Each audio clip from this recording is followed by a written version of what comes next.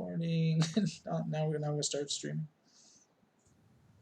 And boom. And where can I see the DGT? Here. Over there. Yeah. Oh, let me. That's not what I wanted. There we go. Okay, good. And there. All right. All right. Wish me luck. Good luck. And there you go. The floor is yours.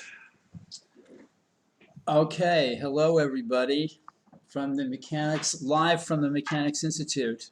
I'm FIDE Master Paul Whitehead and joined as usual by Grandmaster Nick DeFermian, who's really pulling the weight here. I'm just fluff, you know.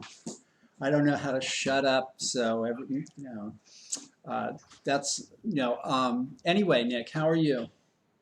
Good, good. That was quite something to have John Donaldson there live at the arena to start the Tuesday night marathon. Yeah, he did the lecture and showed a game of Bobby Fischer's and signed and sold some copies of his book, and never took his mask off, and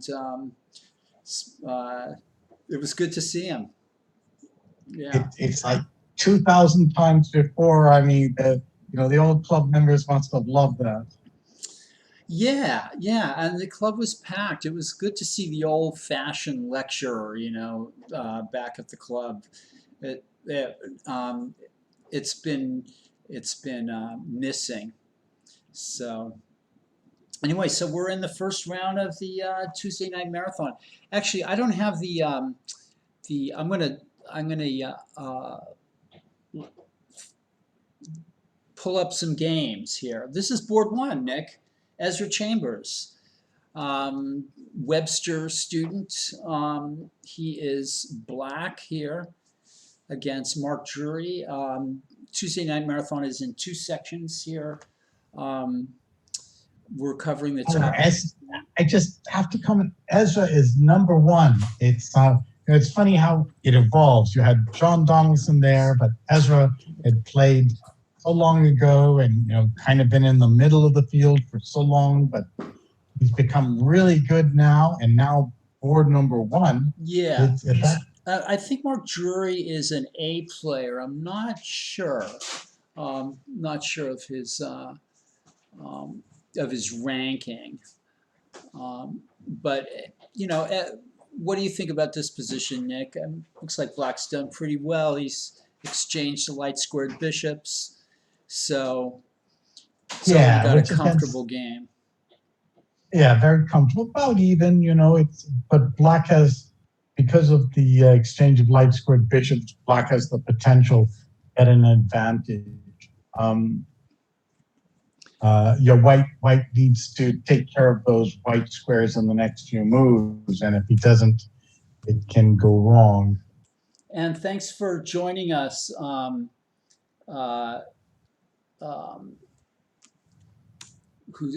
Who's watching? FB3, Dr. III, and Teddy Legbreaker. Yeah, John wrote a great book there on the old Bobby Fischer. Well, an epic book. It's one for the ages. I mean, of course the topic has been around since 1972, but who better than John to write about it? And I'm going to shamelessly plug myself. I'm mentioned twice in the book, and there's actually a photograph of me with Bill Lombardi in the Mechanics Institute Chess Club. So I'm very proud of that, of being in that book, a photograph of myself. Yes, Bill, who spent his last days in the Mechanics Institute, and you spent so much time with him. I spent a fair amount of time with him, because he was here at the club all the time. So, we're chatted a lot. The funny thing is, Nick, that I played Lombardi at Lone Pine back in the 70s and had completely forgotten that. Isn't that funny? And I bet Bill forgot about that too. I think Bill had forgotten about it as well. It was kind of a forgettable game. he won, of course. It gave me a good lesson. Back then, I mean, you were a kid, and he was one of the top players in the world, having helped Fisher. Yeah, he was great. Okay, yeah. So I've got Abel wrote down. So Drury is a 1830 player. He's an A player, and I guess we're doing these are all top or no, we're gonna have the 9 boards from the open, because there's only 2 sections, Right. and then the top and the under 18. Okay, so we've got the 9 boards in the open section, and then the top board in the under 1800 section. Yeah. Cool. All right. Well, shall I move on here? Or- It's just interesting point. Ezra Taylor's on board 1. That's a statement. And Board 2, I assume, is Elliot Winslow. International Master, and this is an interesting looking game. Shall we see how this came about, Nick? Wow, yeah, it's already. I love Mike Wilder and Elliot Winslow. They play action chess. You know, they may have gotten on in years a bit, but they love the great battle and the theory. They're theoreticians. Yeah. So we have a center counter defense, and with Queen A5 and this modest Bishop D2 move. I guess this is probably the thing to do now. Is Bishop D2? Well, it's a goal that you set up the queen for a discovery. All right. It's maybe a new to play it right away. Okay. So Bishop G4. And Elliot sees that his queen is hanging to the bishop, so he blocks it. That's why he's an international master. Yeah, okay. Well, that Bishop G4 was provocative. No, you're... I have people play this against me all the time, this Bishop G4 move. And I always wonder what's the right reaction. Well, I kind of like what Elliot did. Yeah, F3. How does he follow it up? 92? Well, he follows it up with Bishop C4. Oh, okay. So 92 will happen afterward. And now G4, going for it.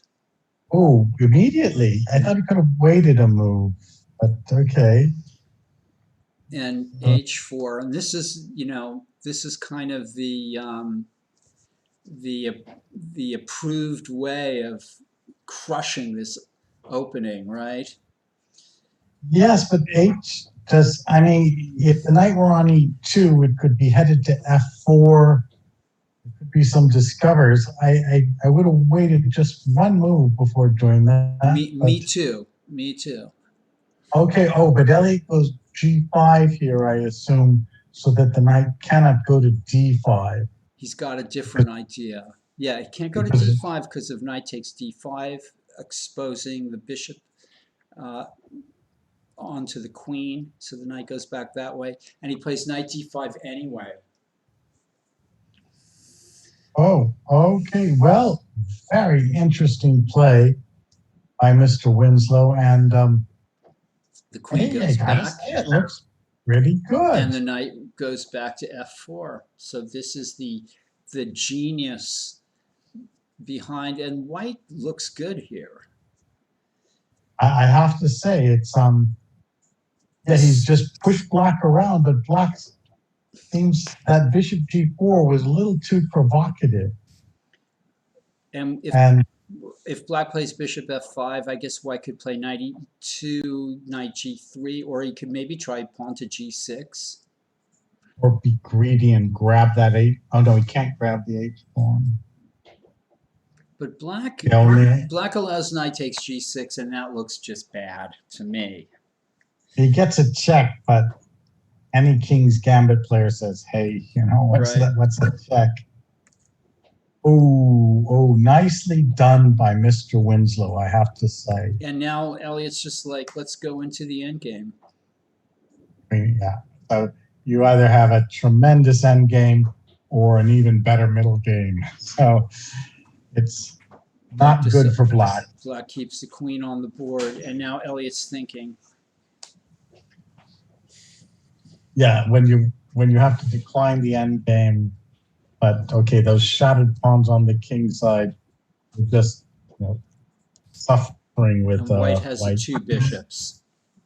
Queen e4 or something. It's Okay, we like Elliot's game, so we're going to move on here.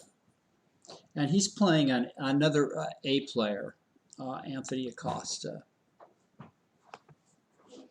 All right, and now on board 3, Nathan Fong. Oh, we have a big drop off in rating here with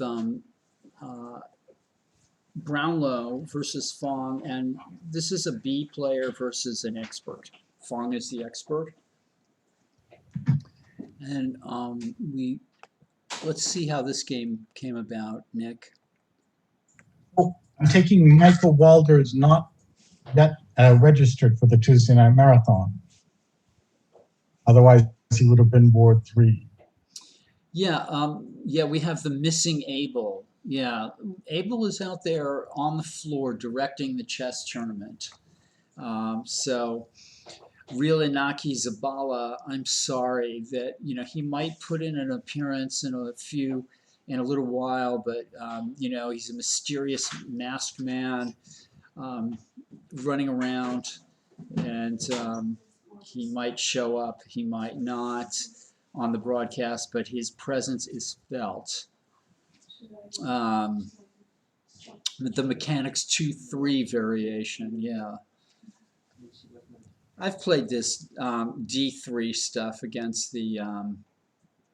We need 2 minutes break because one of the board is stuck. Okay, we're going to take a 2-minute break, and I guess I'll just stop. And one of the boards is stuck. Yeah, one of the board is stuck, and then so we'll be right back, guys. Okay? Stop streaming. Nope, we just transition and be right back. One of the board is stuck, so we have a 2-minute break. Is it board 7?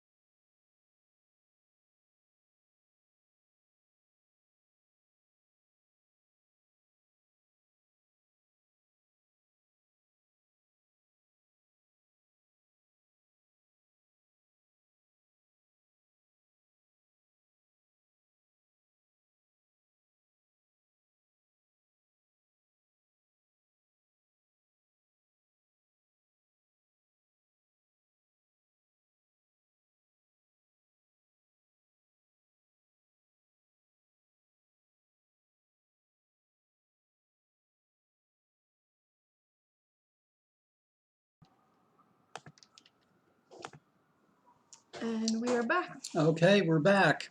I just need the DGT board access. Hi, Nick.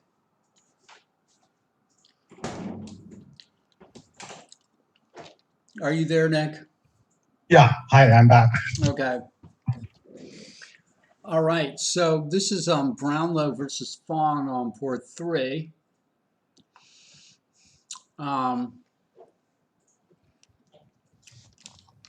And this rather harmless D3 move against the Sicilian. You would play these kind of moves knowing your strategy to continue, and people think, oh, it's a little bit slow, but then you follow with and get the setup that you want. Yeah, except for you hardly get an advantage out of the opening usually. Black's playing a Botvinnik style setup. Is that what you would? Close Sicilian, yes. Yeah. Knight d5, I don't know about that.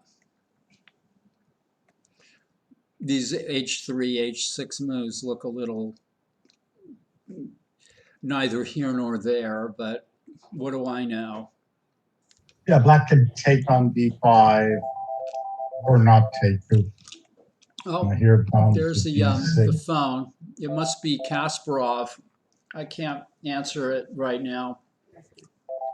Yeah, he doesn't know enough about this opening, so let's not. Yeah, Gary, if you want to chime in about the openings, you have to come down to the club here. What an honor that was to have John Donaldson back. It was just like the 1990s.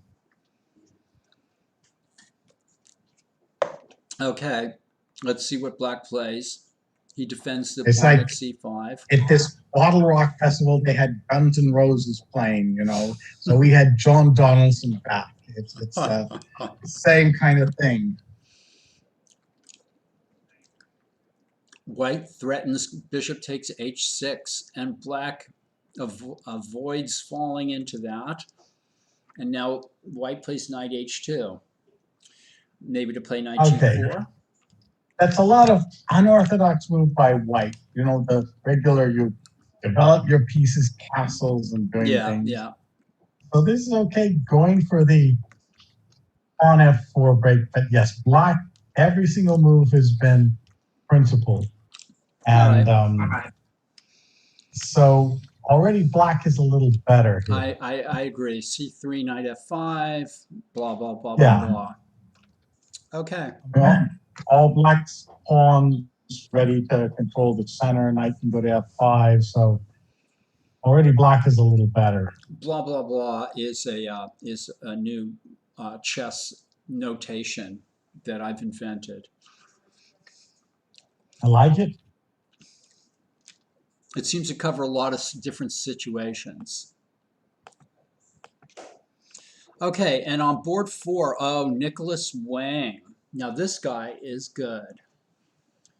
Rated 2000. He's a young man, probably on his way to becoming one of the strongest players in the club at some point. He's already beaten some masters. Might be having a little bit of a rough spell. The pandemic is probably, well, his rating is not reflective of his strength. Maybe it's taking some time to catch up, Nick. Well, young players go sort of up and down. They're learning. And Nicholas Wang, he is a talent. So he's going, and he's got quite a position. Looks like he's winning a pawn here. Let's see how this came about. Oh, that whole French defense, Nick. The advanced variation, and Black takes on d4, maybe a little too soon, huh? Gives White maybe an option or two when you take right away. Yes. Right. Primitive strategy by Black, but Now not the necessarily. Check is, yeah, that's because you don't really like exchanging your dark squared bishops that quickly. Black seems to be okay with it. So should White take on b4 or It's all good. That bishop b4 check is a bit wrong. Yeah. White just gets a better setup there. sure. And knight c3 is good. And you could go knight b5 if you like, but And I think bishop g3. White already might be threatening the old classic bishop takes h7 check. Yeah, The old it's chestnut. bishop b4 check was not the right move. The old chestnut. Black plays knight f5. And you know, whether you wonder sometimes whether you should chop that knight off, and usually it's a good decision to do it, I've found. Not But always. okay, I would have gone pawn to a3 first, but this looks good. Oh, a3 first. Okay. Yep, that would make sense. I think you have a number of options for the white side. White plays very simply here. Yeah, castles. But now bishop e3, b6 would be called for to shore things But he up. plays back there, which loses a pawn to queen b3. Yeah, white's done everything logically and developed. Now black doesn't have a good way to defend d5. So black should have played bishop e6 here. Yes. Okay. Queen b3, nice move, and black is thinking about it.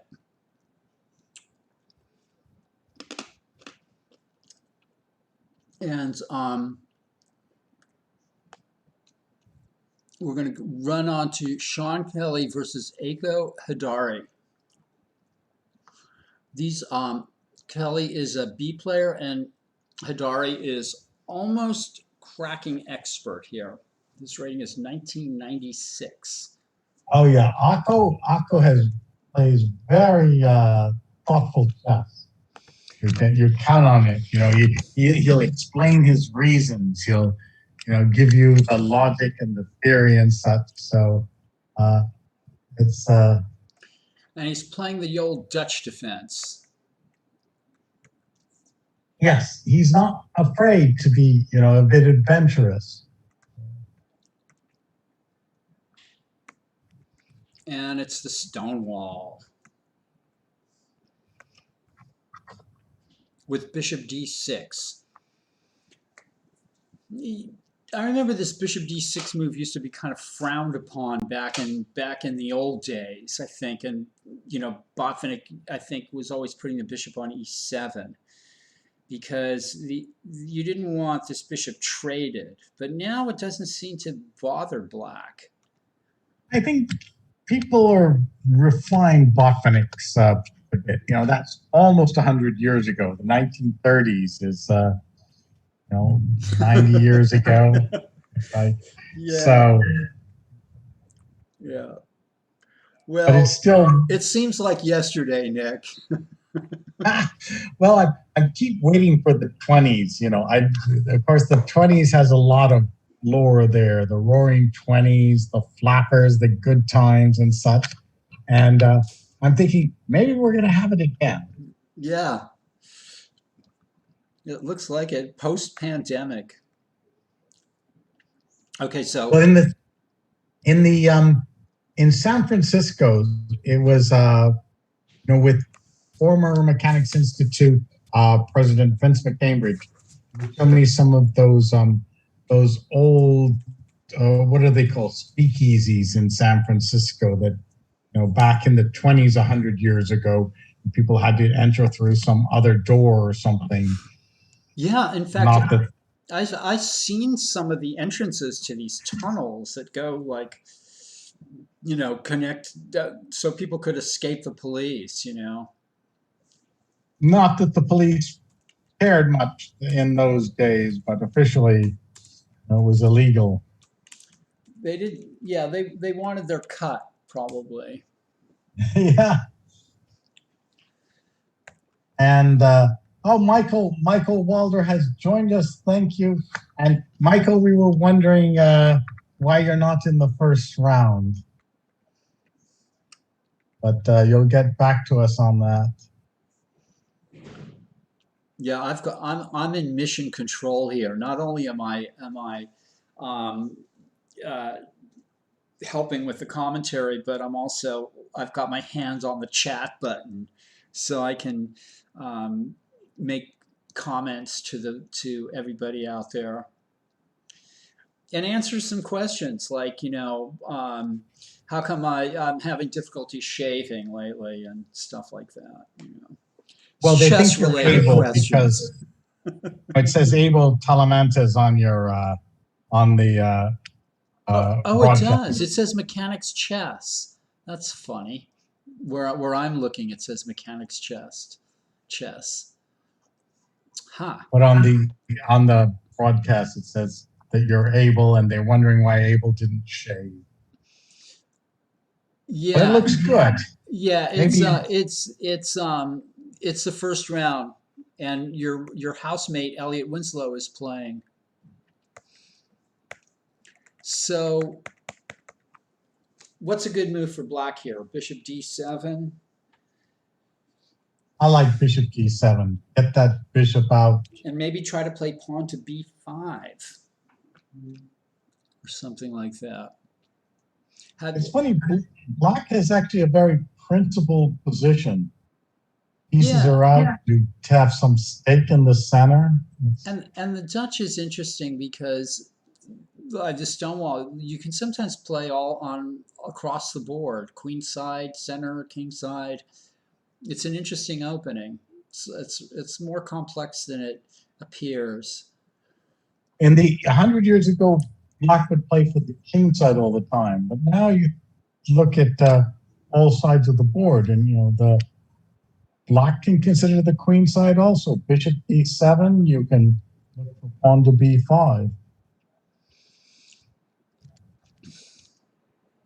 Okay. Remember there was a cigar called the Dutch Master. Remember that? There probably still is a cigar called the Dutch Master. So every time I would see an ad for the Dutch Master cigars, I instantly thought of chess for some reason. It always made me think of chess. Lots of things make me think of chess. And that was one of them. Cigars, bowling.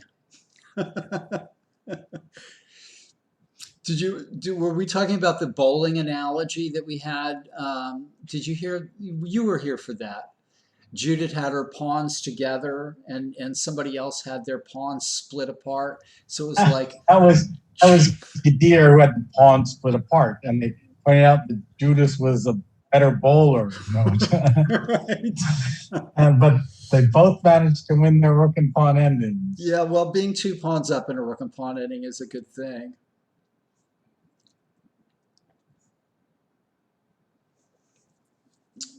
Okay, so Mike Welder's just waiting a bit before jumping again in on the Tuesday night, but I assume we're going to see him on the Thursday night marathon. All right, so we're now let's go down to board 6 here. We're where Christian Clemens is playing Ilya Gimmelfarb, and again, let me look at the ratings here of these players. Oh, I have it here. I feel like a newscaster sometimes, Nick. Well, that's your job. That's your job. 1994, Christian Clemens, and Ilya is 1752. So the players are close in strength. It's good. We're getting some very competitive games even in the first round. And this Slav system stuff, Nick. Well, just a classic, the Slav. I mean, it was an opening in the old days, but then Anand played it for 20 years and just believed in the black side of it. And people said, hey, this is a really respectable opening. Right.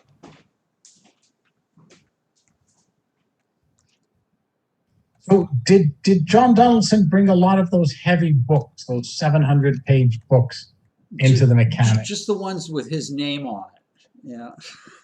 And Bobby Fischer's, So, But even 10 of those books, that oh weighs man, my quite a gosh, bit. they weighed a lot. Yeah, he bought a number of them, but John he's a mighty strong guy.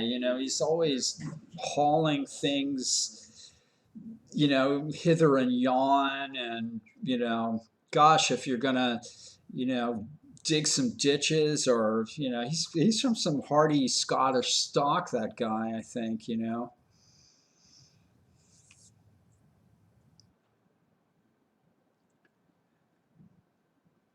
Well, so Elliot is willing to quarantine if he gets what? Let me guess. Coronavirus, yes, but he's all vaccinated. He's, Right, so right, they're pretty good. And the booster shots are really just more of the same at this point. So right. Well, are they giving the booster shot to anybody? I'm only the most vulnerable at this point. Right. And as far as I know, they don't have, there's nothing specifically targeted for the new variants. All right. Well, this game is looking sort of normal to me in a way, although I'm not sure about the way this opening is being conducted here, to tell you the truth. Okay, yes, actually, can't you go pawn takes d4, knight takes d4, knight c5? And knight c5, exactly. Yeah, I'm wondering the same thing. Is there some? Sack on b5? Doesn't Yeah. look like it. Maybe. Well, Don't know if that works. the players did not go that direction, and black closed it off with c4. So now white may just have an advantage with those two nice center pawns. Mm-hmm. Yeah, there's some people that are extremely vulnerable, and I guess Frank Thornley, one of them. My old friend Gilbert Chambers also. You just don't ever want to get the coronavirus, And you don't go out. Yeah, and people take it easy. This is a time when, not to get too excited, I think. But so the Mechanics Institute is open, but we have all these precautions in place, and so as far as anywhere to go, it's safe as there is. Yeah, I'm alone here in the office and not wearing my mask. In the room. See, folks, you'll notice Paul's the only person, because he's alone. I mean, Juan Zendejas, Judith, and Abel, they're always coming in with the masks. And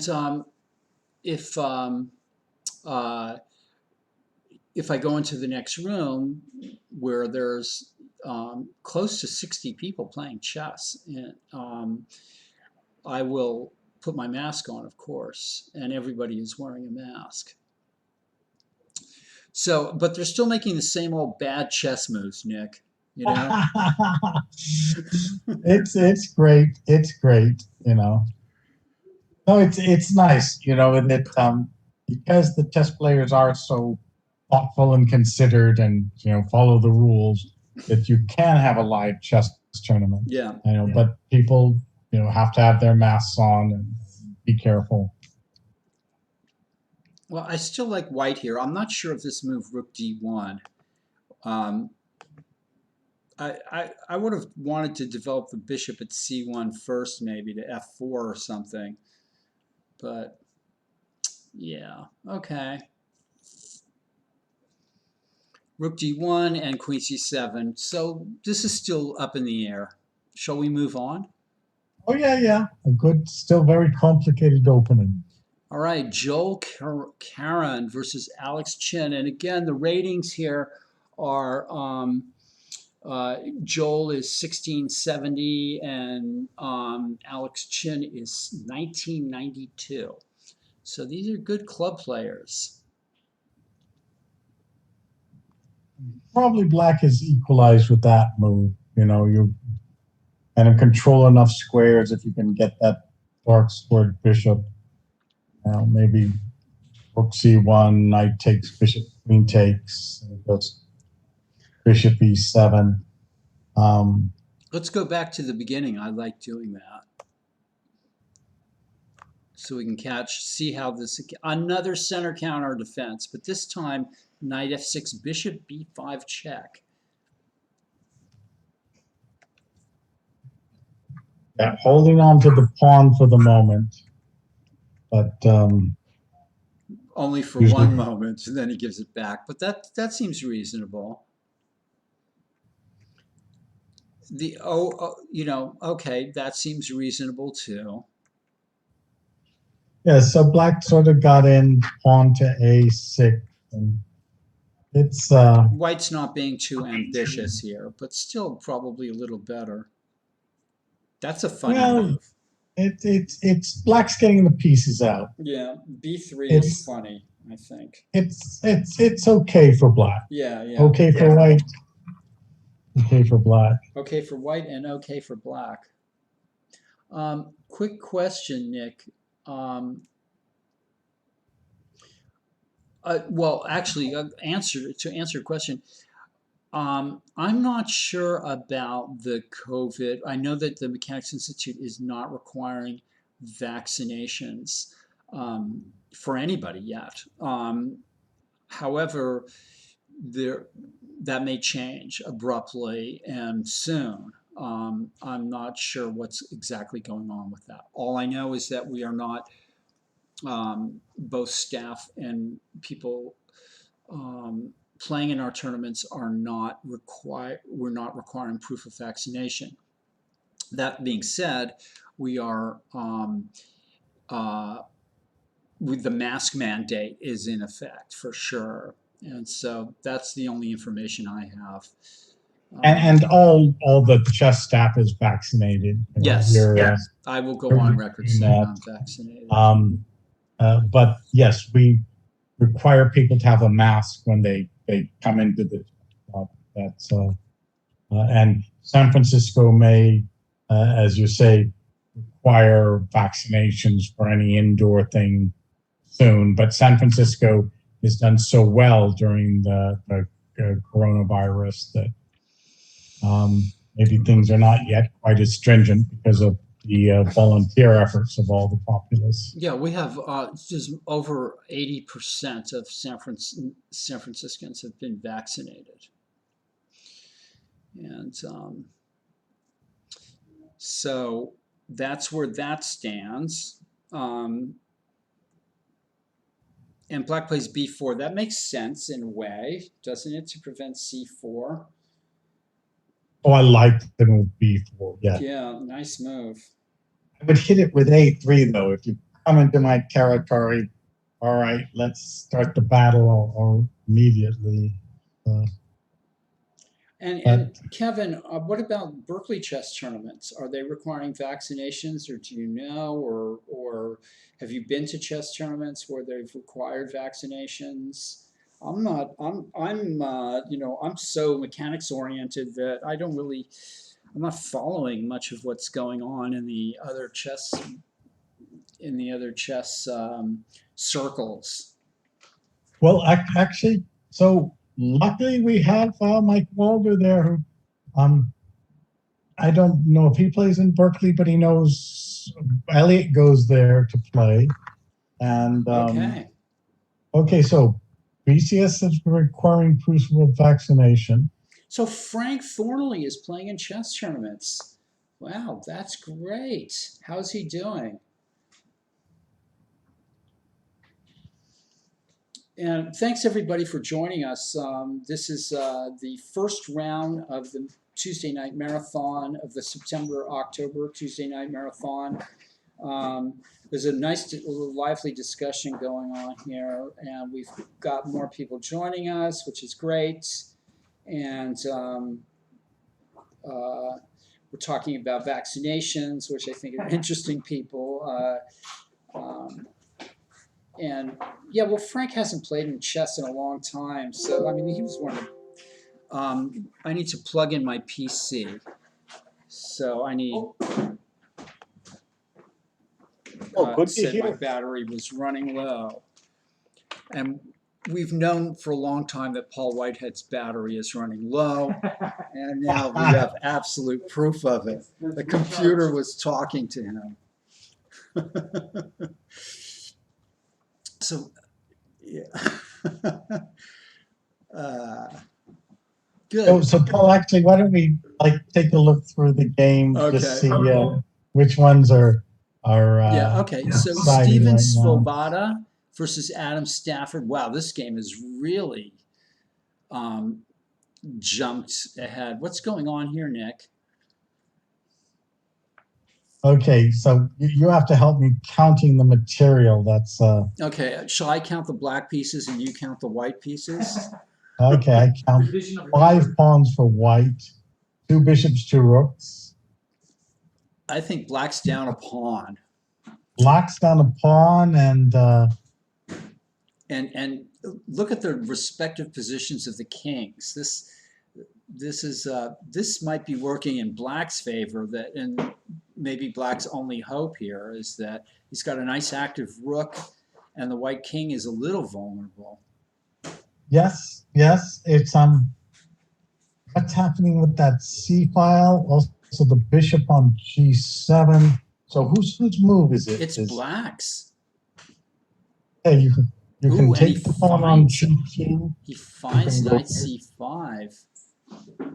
And actually, Mike Walder thought knight e5 was winning for black, but knight c5 is a nice try too. Knight E5, yeah, that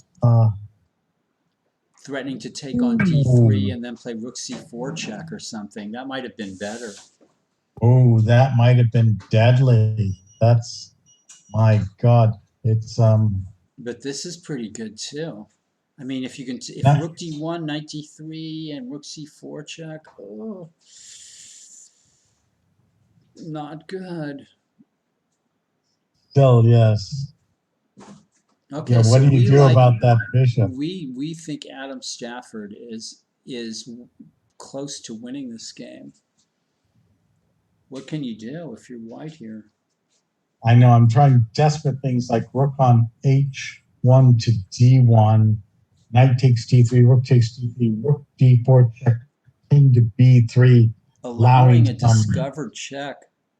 yeah, which, oh, I You mean, could it's just play rook c7 and rook g7, right?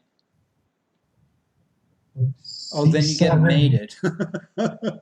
Yeah, that's the thing. That was the thought, that there's still back rank mates for black, or that black has to worry about. So white may somehow get a tempo, but it's unpleasant for black. This is what happens when you look at a position with a grandmaster. You realize that you better look a little further than you thought, you know, because there's going to be something at the end that's going to, you know. But you have to start with, oh, I'm in trouble, and then look for some desperate defense. And so it's no fun playing the black side right here. Or you mean the white side? Sorry, no fun playing the white side. I mean, bishop to F1, maybe that's the best move, but It defends the pawn at g2. you know, he should play it. It's the other way looks so bad. All right, we'll move on here. We think that black is ascending here. Yeah. All right, and this is board 9 in the open section.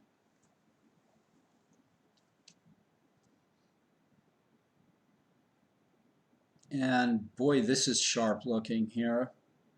What was this opening? Let's go all the way back and find out. It's a French, another advanced French. This time black is playing a more sophisticated strategy than exchanging on d4 right away. Okay, F6. All right. I don't know this already. I mean, is f6 a legitimate move here? It is. I mean, Nimzovich didn't like it, but it you're hitting those center pawns. Right, it makes sense to me. As does bishop f4, possibly. It's funny to all of those who don't hear Paul in his lessons or in the chess cafe. You know, Nimzovich was a great theorist, but he just loved his own ideas maybe a bit too much, and they became a bit dogmatic. So, you know, he always said hit the base of the pawn chain, you know, pawn to c5. But this pawn to f6 is a theme in so many modern French defense games. Right. Let's just quickly run back to this game that we were just looking at because we got a couple comments here. So if bishop f1, rook takes f1 is mate. Because rook takes f1, knight d3 check, king a5, b6 check, king a6, knight c5 mate. Ouch, that is brutal. That is brutal, folks. Nice. Very nice. Nice. All right. So white can't play bishop f1. Ouch. So we're back to this game. Ooh, queen d2.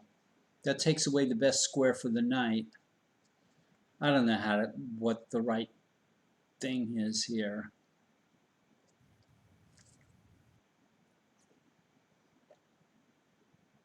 Maybe, is bishop f4 the right move here? Or my instinct is usually just to take on f6 and make it simple. Yeah, bishop f4 is a little strange, and that's black's threatening a lot with queen b6. Yeah.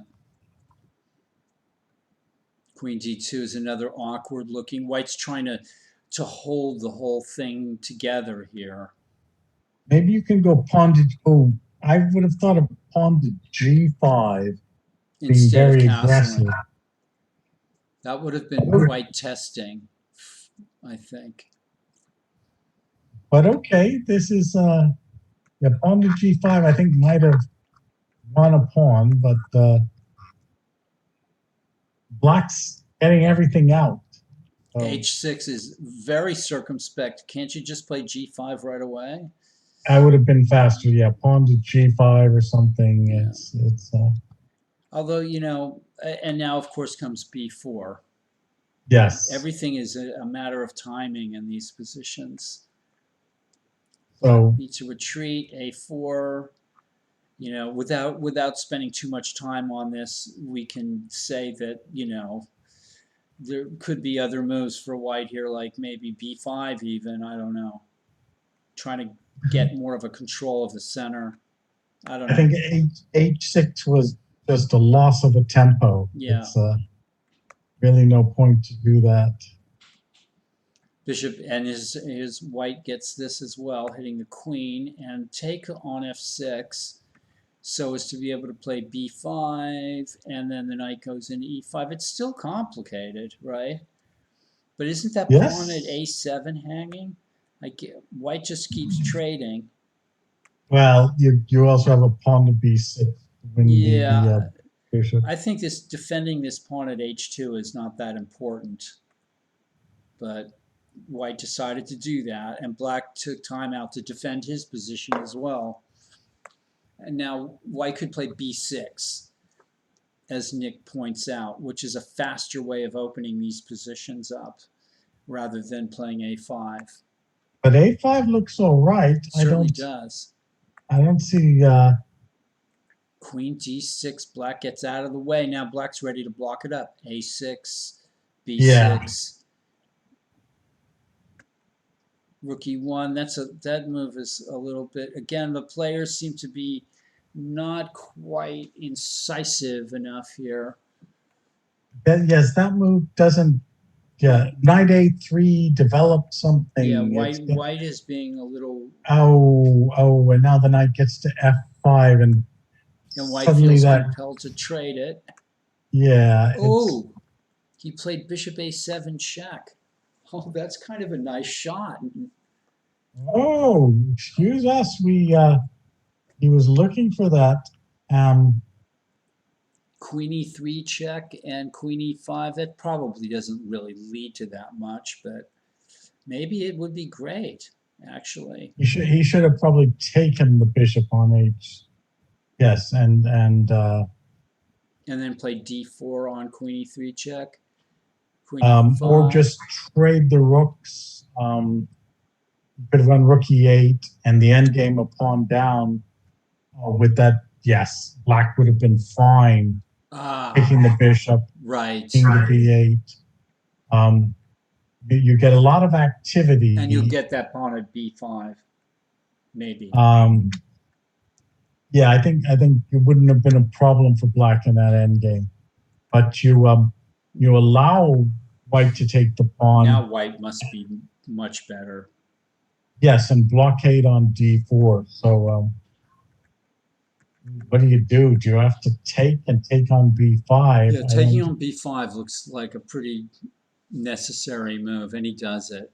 All right. So yes, you have a middle game, but you kind of gave away some tempi. Things have stabilized in this game, and let's look at board 1 in the under 18 section, where Teodoro Polaris is playing Tobias Rex, and this has got to be close to winning for white, who's up the exchange. Although rook c4 might be good. Oh, black can't do that. Knight c7. That's not going to lead to anything good. Oh, that's the passive move. C4 Anything now. else? Yes, pawn to c4 and the white rooks become active. Okay. Polaris is a very experienced player, and probably maybe the favorite to win this section. He's a good player. And he plays a lot. He has. Last marathon, he played some great games. So we are gonna jump all the way back up to board 1, where FIDE Master Ezra Chambers is black against the 1830 rated Mark Drury. Well, Mark is he had a little unorthodox opening, but he's got all his pieces out. So yeah, this is still a game. But Ezra's solid with the black side, no problems, and he has the potential to gain some advantage on the light squares. I like the way that white's getting a little juice going with the bishop. Bishop a3. Yes, should be okay for white, but you're the one that has to play a little carefully to make sure you maintain the balance. All right, International Master Elliot Winslow. Whoa! Let's see how this. Okay, so black after queen e1 declined the trade of queens, and white put the sword in with queen e6. Oh, looking for the end game, which would be very good. And but black says, okay, we can play an end game, but white switches course now over to the attack and gangs up on the g6 pawn. Black has moved this knight how many times? Okay, well, why is he not developing his other pieces? Yeah. Okay. Elliot grabs that pawn, and b5 opens up more lines to his own king. It looks that way to me. And now this looks like black is falling apart here, to my view.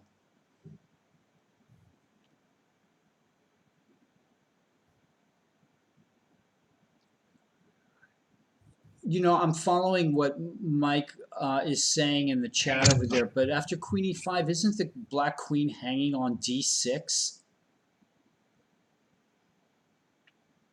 I'm just throwing that out there in that last game.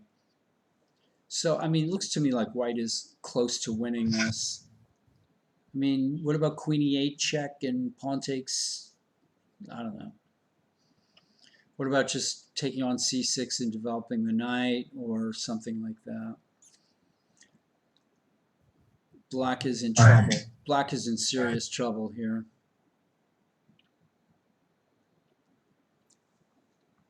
All right.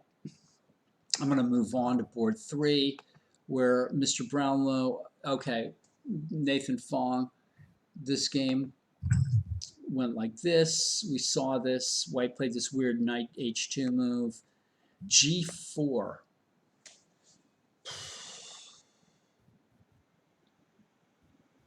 This is just there's no rhyme or reason to White's moves, I think.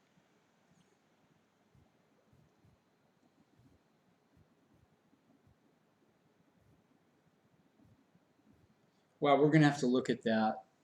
You know, I'm quite superficial in my thinkings often, so we can even jump to that. So after g4, it doesn't make, to my mind, doesn't make much sense. f5, c3. Okay, so black can't play knight f5. He's trying to chase the knight away, and to my mind, it looks like the white king is finding it more and more difficult to find a spot to live.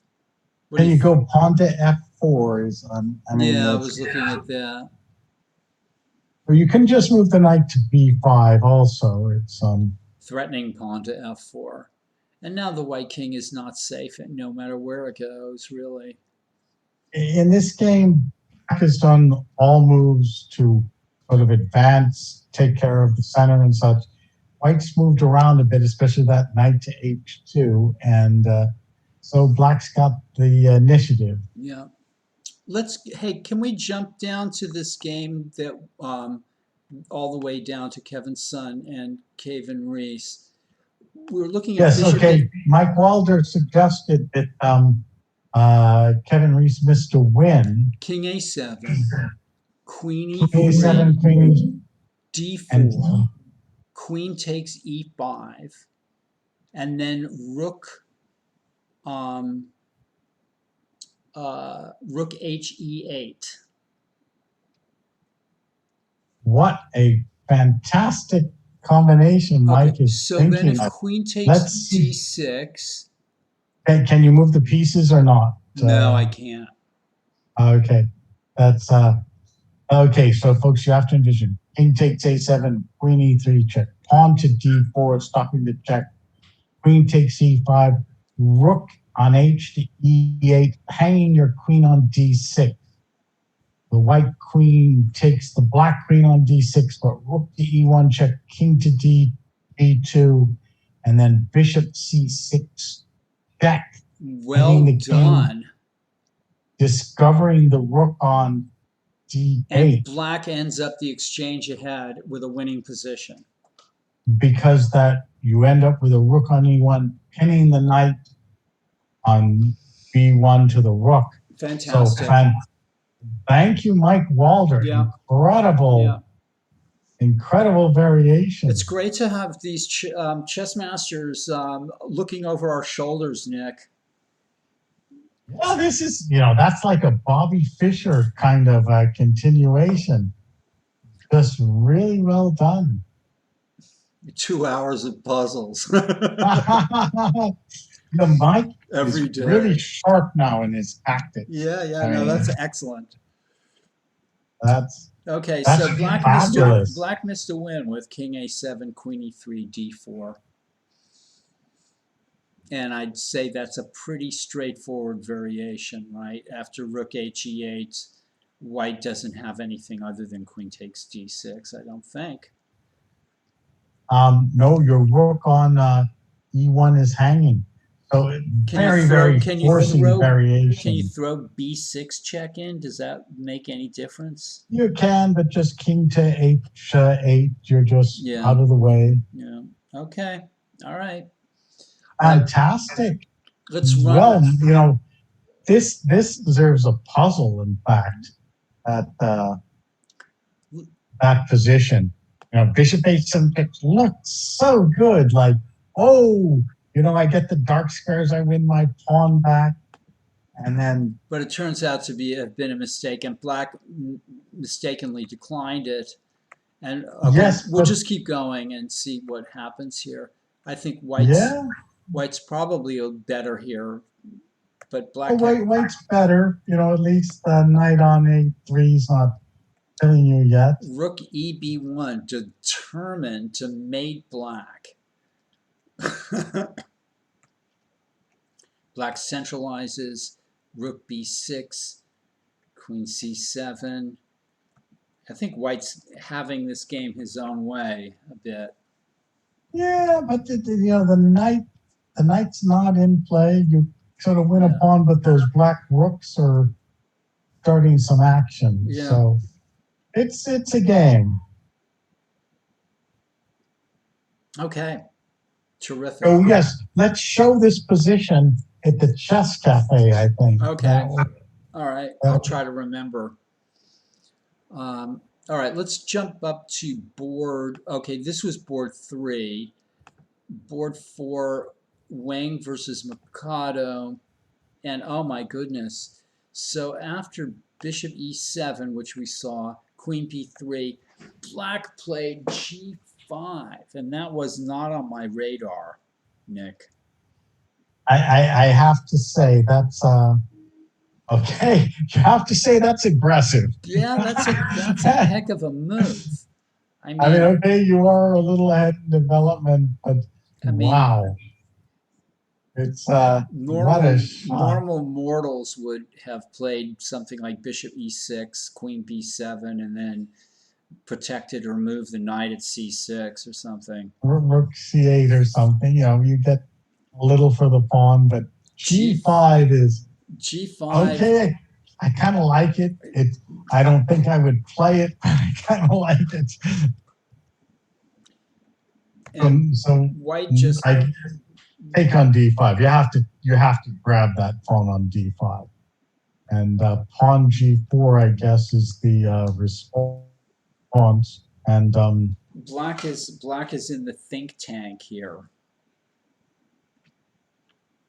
Yeah, but you're going to get your pawn back. Excuse me, but you're going to have to have weakened your king side to do it. But maybe it's worth it.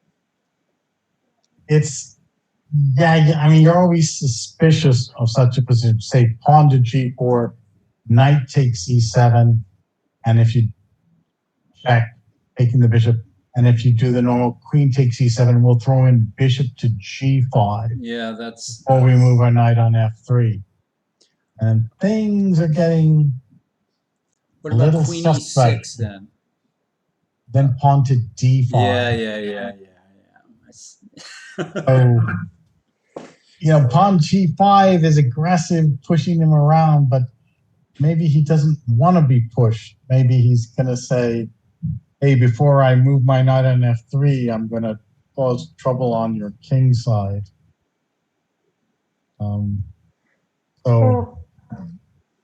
Okay, let's move on to Kelly Aiko Hidari. And this game, after knight g2, Black decided to, instead of playing bishop d7 like we were talking about, he decided to take on e5. Yeah, seems a little premature. I mean, you can always wait, get your bishop on e8 first, bishop d7, bishop e8. They can swing over to the king side. Maybe Black was feeling the cramp. Yeah, kind of rush that a bit. It's good to have patience in chess. I'm sticking that into my brain to try to remember what you just said there. Patience in chess. Good lesson for us all. Capablanca was such a patient player, just focus on the strategy. Still, okay, white switches over to d2. And this game's got a ways to go. Yeah, no, it's still maybe okay for black, but that's I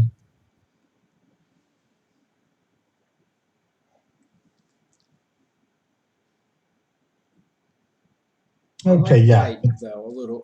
I think white should be a little better here with the two bishops here. And f3 coming. Yeah, it's probably a little better, but we'll come back to this. Yeah, okay.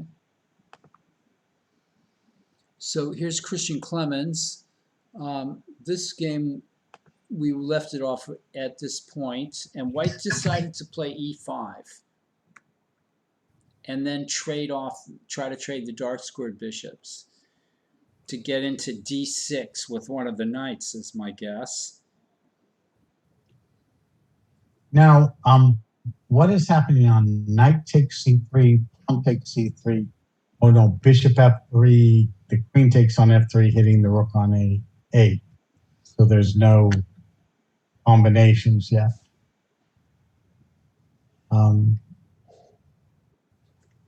In that case, white's kind of How about bishop g5, knight g5, knight f4? Probably bad, but yeah, the queen would come to g4. yeah, and then knight takes g2. Yeah, that's a pawn, but that looks like yeah, trouble. white plays knight e6 or something. I don't know. That, yeah. Yeah. I don't know. Yeah. The knight It's probably the knight might be lost at g2 also after bishop e4 or something. yeah. So All right, bishop so g5 looks like a good move. Black- Positionally motivated. Black reinforce d5. And then the bishops get traded. And I guess Yeah, I might have played knight e4 first if I were white. because now black can throw in knight takes c3. Why not? Make it harder for white to get a piece to d6? I'm just not sure. Yeah, I just seemed to me you had more options, but Even, yeah. I mean, this is a tough one. If I'm black, I think I might want to play knight takes c3 here and make it difficult for the knight to come into d6 or c5 or something. yeah, so maybe you do queen e7, knight e4, knight f4. Oh, that knight f4 move again. Hoping for knight d6, queen takes d6. Yes. But white seems a little better here. Everything's solid on the white side. You seem to have, squares a little bit better. Okay. Nothing too much. Shall we move on to board 7? And okay, there's been a lot of moves after b4. White played bishop d2, e6, c4, and white's left. This has not really profited white much here.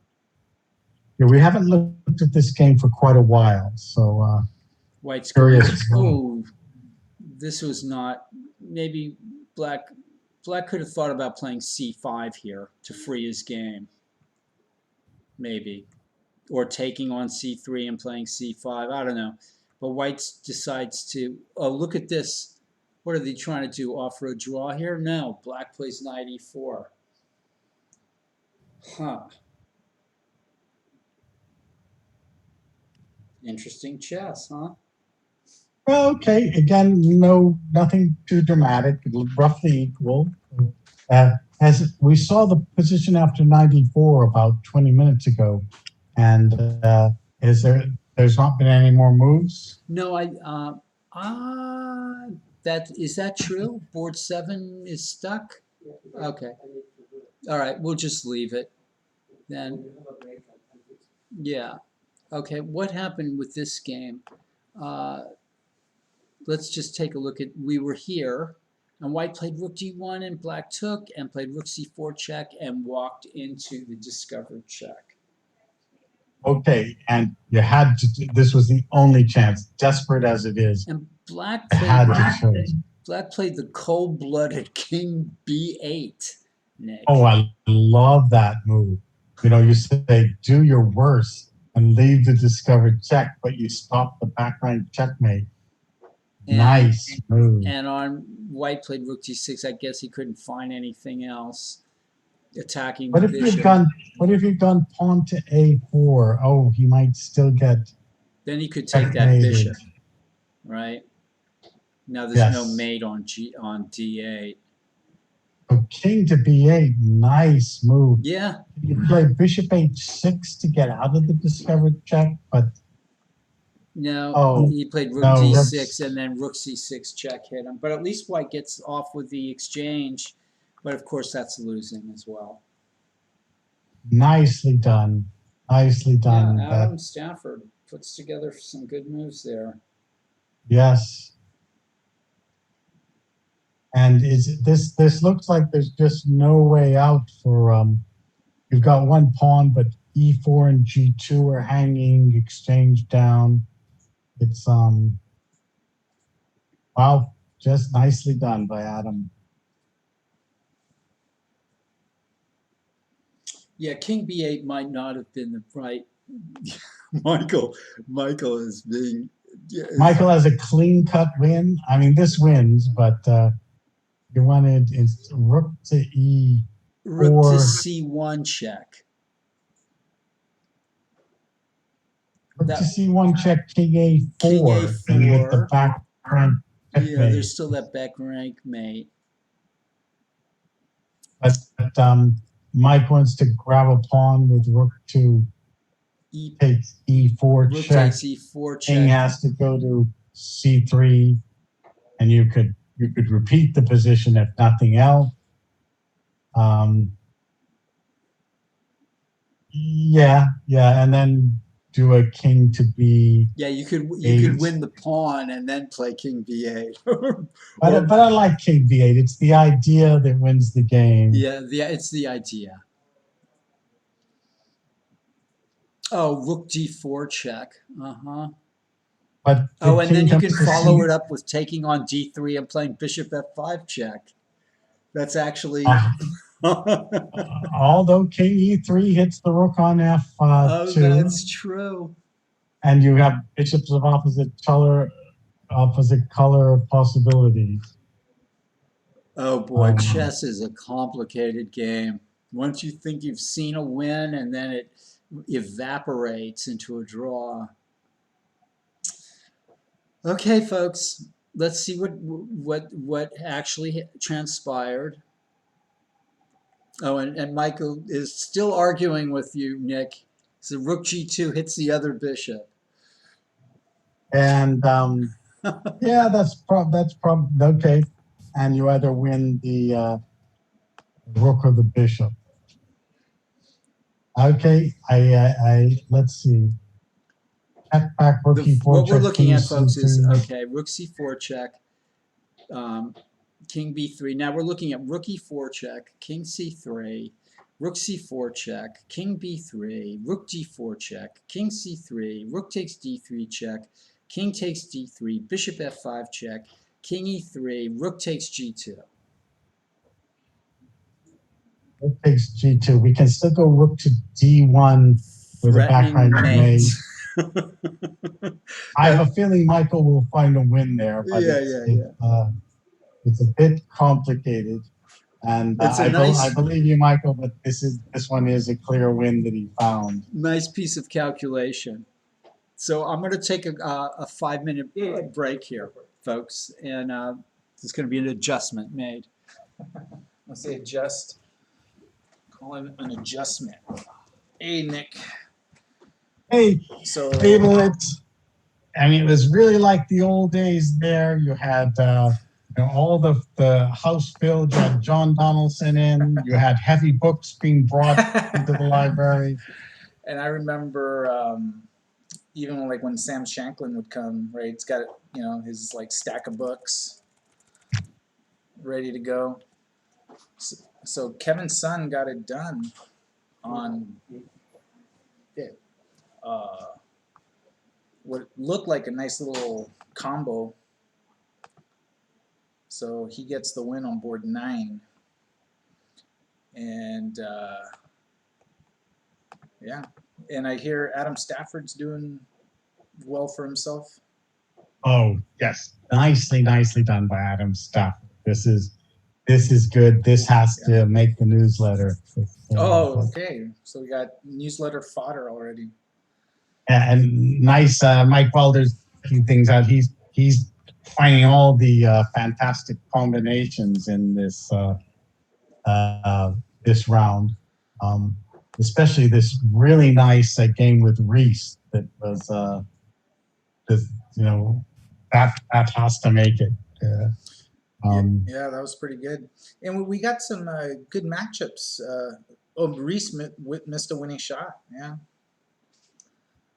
So it's who lands first. And it looks like Kevin landed the knockout first. How are these other games going? I was kind of excited about this Nicholas Wang Adam Mercado. Oh yeah. Any action? Yeah. Was okay. So this is this is right. You get your pawn back with black, but wow. Okay, this king side's weakened. Well, you know, he likes to just throw the kitchen sink.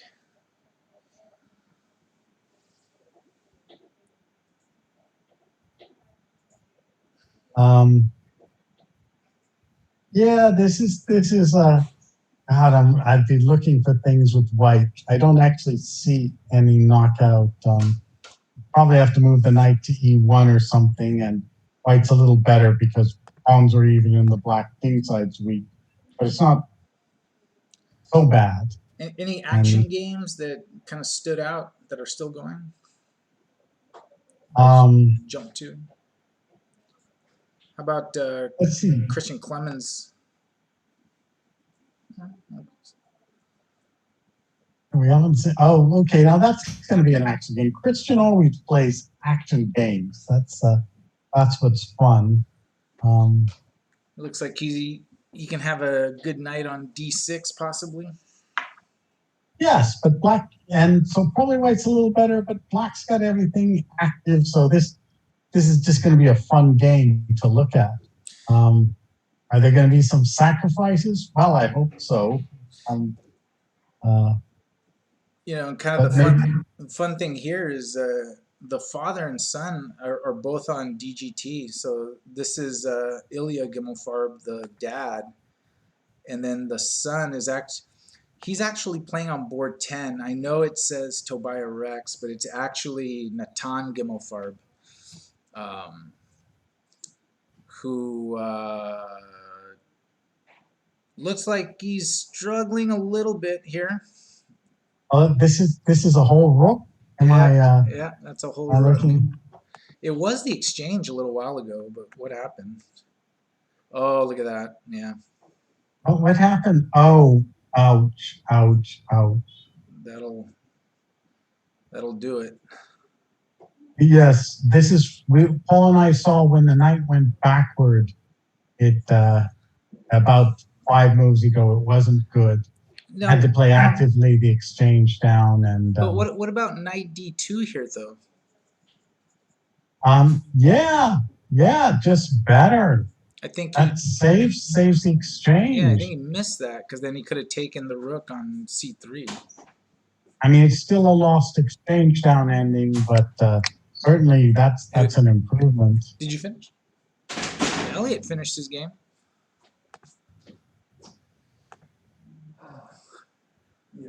Let's see. Yeah, that looks. I'm gonna take white in this game here.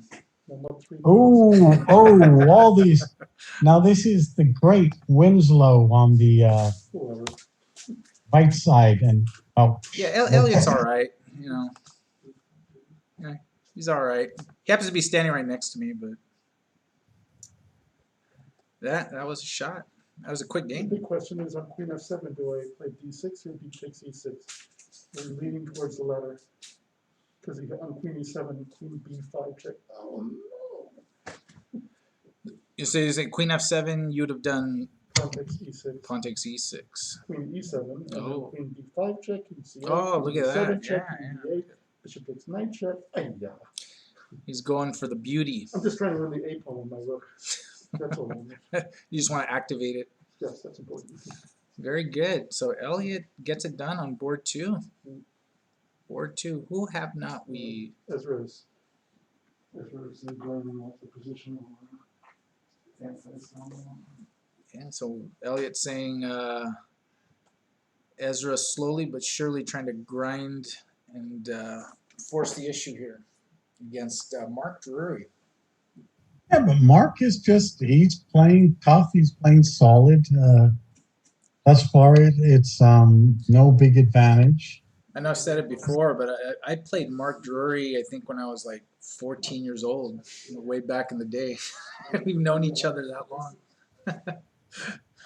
So it's kind of fun to see him at the club, right?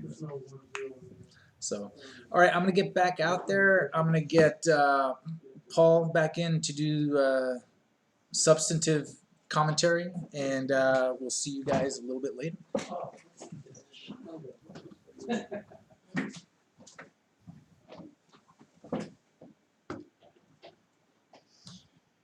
We're back. I'm back. Against the wall.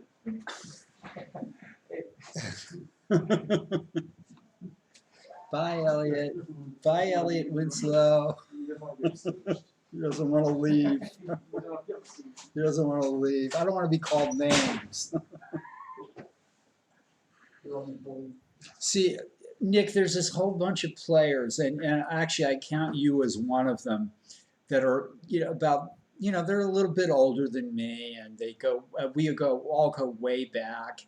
And you all treat me like a little kid still,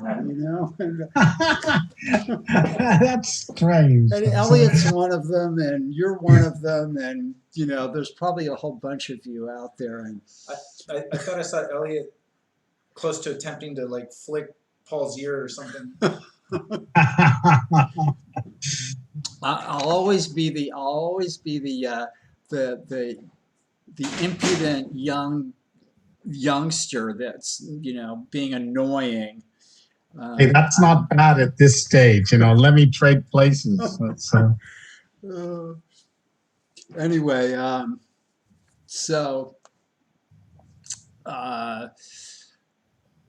Ezra, so you guys looked at how Elliot polished off his opponent already? Is that right, Nick? Yeah. Oh, yeah. No, the end looked a little brutal, if I may say. And this is going well for Ezra, this position, right? Nice control of e4, and this Have we gotten moves in a while here? It looks like white went into a long think, and black is thinking now in this position. Okay, Somebody says try having 3 older brothers. Yeah, there was a whole bunch of players like Silman, and they were just, it was everybody, and I was just happened to be a few years younger than all these players, and so I learned so much from them. John Grief, you, Nick, and Elliot, and Silman, and these other players that, but it's funny because the relationships still kind of, linger on in the same manner sometimes. well, now, Paul, you get to, you lead the broadcast and you get to say whatever you want and everyone has to listen. That's great. Yeah, I'm a loose cannon. Watch out. I just try not to drop the F-bomb, and, I leave that to other members of the staff to do that. There has been a couple of instances, I think, where that's happened, but it's not been me. So, all right, let's move on to board 3, Brownlow Fong here. This game,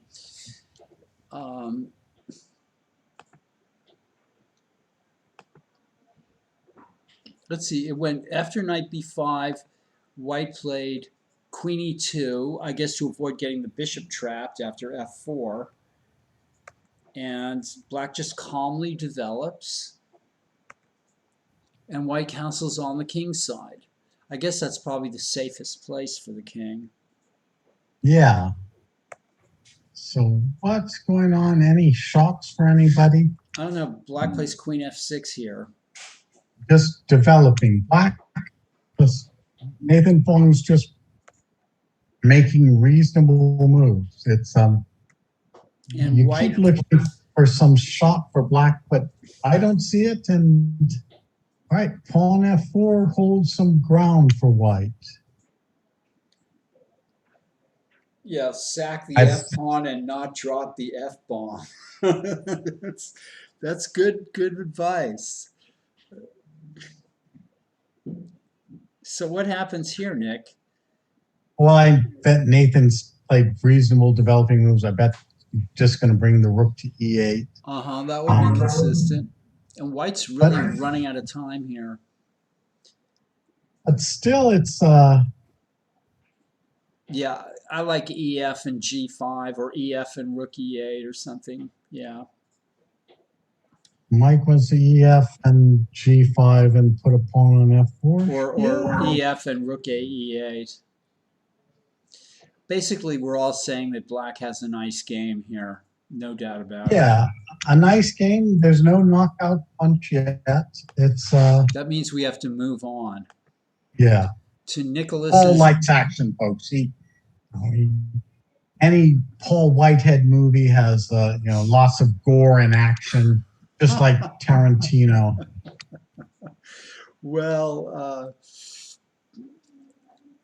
we can't mention that on the family broadcast here, but if you, I did make a film once. It's on YouTube. It's 30 minutes long, and you're all welcome to try to find it.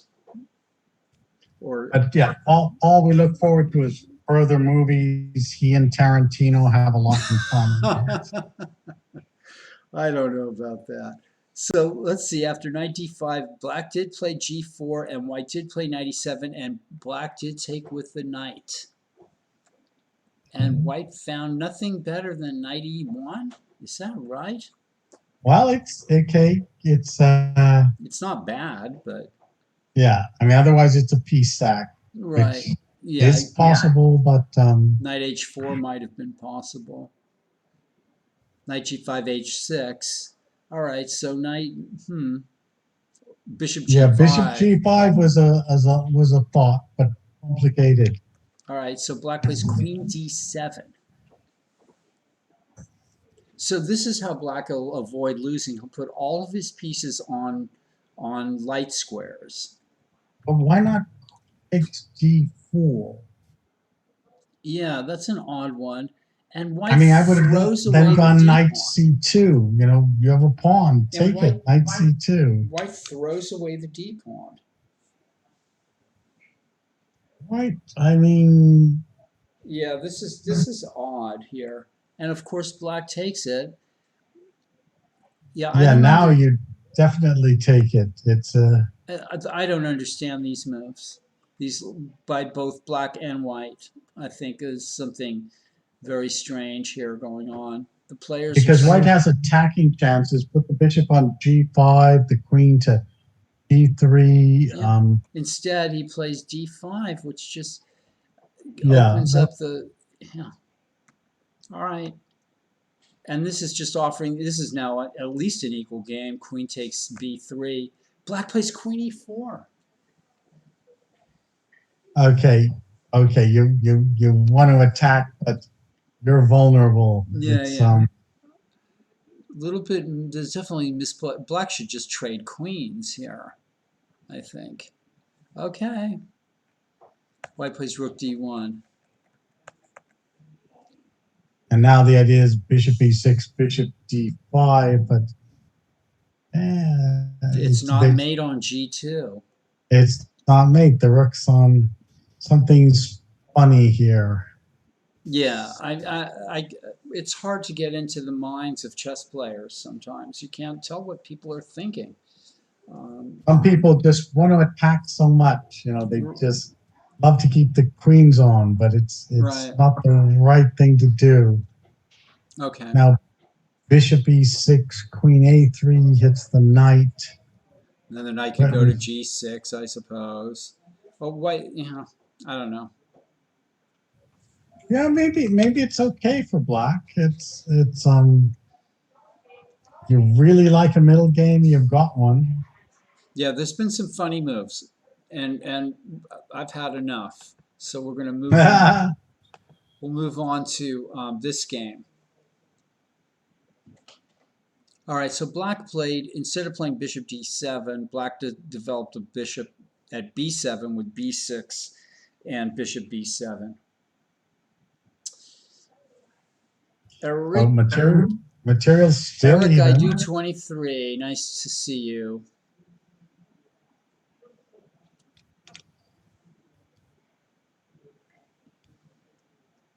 All right, this game is still in progress. Yeah, it should be a little better for white with the two bishops. But Still going. And here we have Christian Clemens managed to get the knight into d6 by trading and then playing knight e4, and black just let it happen.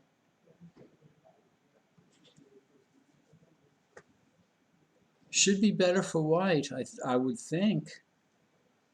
okay, so you do like, I guess you go bishop c6 and Trying to play knight c8 on the next move. queen e4 causes a bit of trouble. Yeah. But, you play queen e4 and then you say, hey, look over there. Yeah, look over there. I mean, white's a bit better, but it's complicated. There's no knockout yet. Okay, we'll move on then to board 7. This is the board that got stuck, and it's still stuck. And so we'll leave it. This game, let's see what happened here. White is down the exchange and getting beaten here. He's losing his rook. Oh, and check. Yeah. Okay, so this is just technique. In fact, I think it looks to me like white resigned. The clocks have stopped. Nicely done, Adam Stafford. Just a very nice game. And, ooh, this game ended in a checkmate. White's desire to checkmate black very strongly ended up with it actually happening here. So this is quite a game. It's Queen f6 threatens rook a6 check. It looks like white's taking over here. Oh, look at that move, Nick. Is it good? Ace, what a shot, from, beautiful move. Now, just, what can you do? Rookie one check? I mean, you should probably try it. So desperadoing the rook. And Kevin is another student of Gadir. Uh-oh. Watch out for this kid. Mike, you get to show Gadir how Kevin should have lost this game. That's I remember with your beautiful combination. I remember when I was giving classes, the free lectures on, I think it was Wednesday night at the mechanics, or maybe it was Thursday, and then Kevin started showing up, and he was just so enthusiastic, and he's gonna going somewhere. Look at this, a6. So if Yeah. Black has to play rook e1 check, losing the exchange, he's just lost. Instead, Yes, he decided A6 is to a, go out with a blaze of glory by wait a minute. Can he go queen to A7 But can't you take on b7 with check? and king to B8 is, Oh yeah, there you but, go. And then but, you just take on b5. well, no, you take the queen and then rook E1 check Oh, king to g2. G2, bishop F1 check, king to F3, bishop E2 check is a draw. And Unless my king goes to e3. can it go to E3? It looks king to E3. So bishop E2 check, king to E3. Can we go D4 check? Oh no, king D2. You're okay. I think your king escapes. I see another line. Oh no. Okay, so queen a7, ab7 check, king b8, rook a7, rook e1 check, king g2, bishop f1, king f3, bishop e2, king e3. You think that works for white? Yeah, looks like the white king escapes. We don't have even one move that's not a check. So yeah, nicely done. So Black went out in a blaze of glory by taking on a6, and white checked. Oh, I'm not sure that's glory.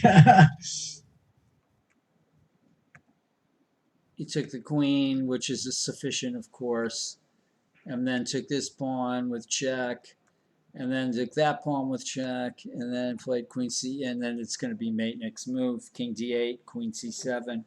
Yeah. That's one of his biggest wins. Yeah.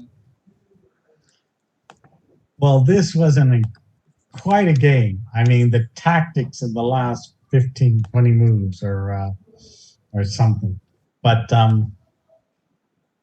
okay, it's yeah, that nice shot of Mike Welders of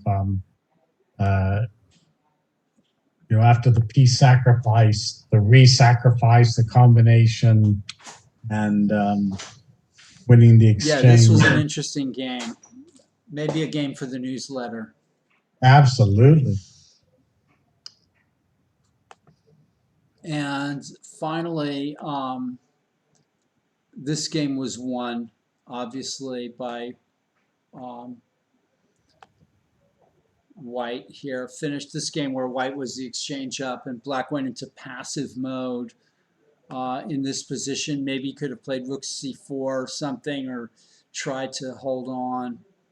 Yes, or rook c5, something. Yeah, You know, something it's, active. But yeah. instead he played knight c7, and I guess white, that doesn't look as good as c4 to me, but Yeah, you're still winning though after yeah, the white, when the rooks get active, the exchange up, they're going to win the game.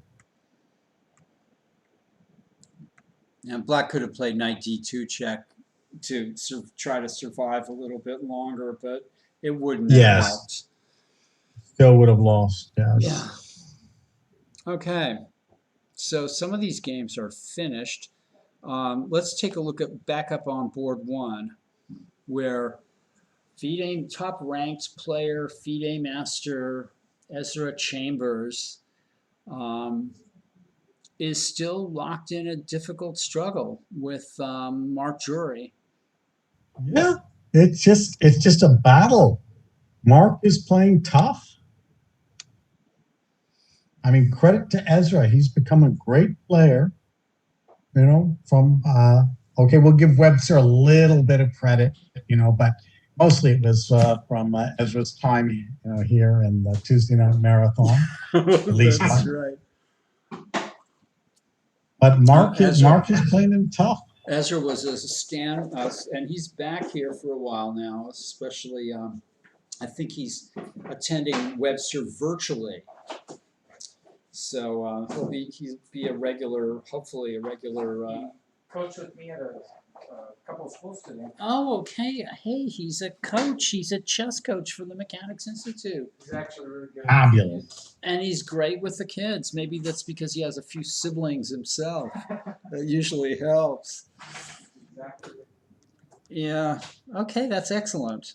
All right.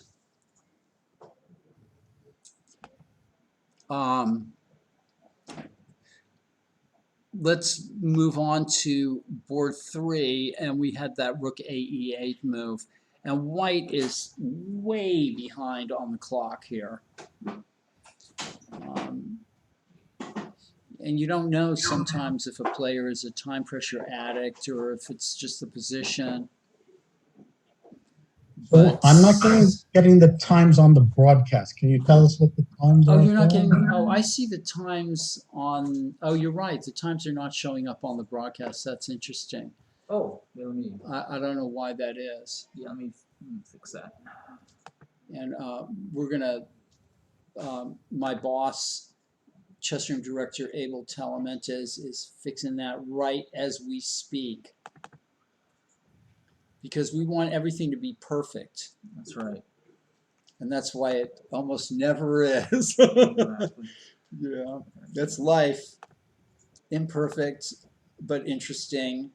And Much better. Now we have. okay, good. The clocks are ticking down. Excellent.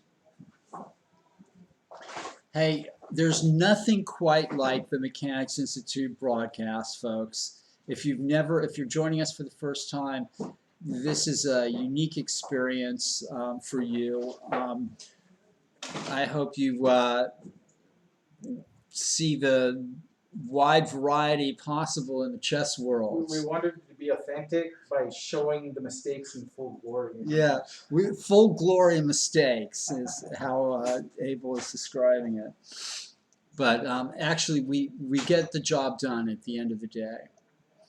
We are the oldest chess club in the United States, and we are playing here in the live chess during the pandemic. It's extraordinary what's happened here in the wider world, in San Francisco, and in the chess club, and online, and all that.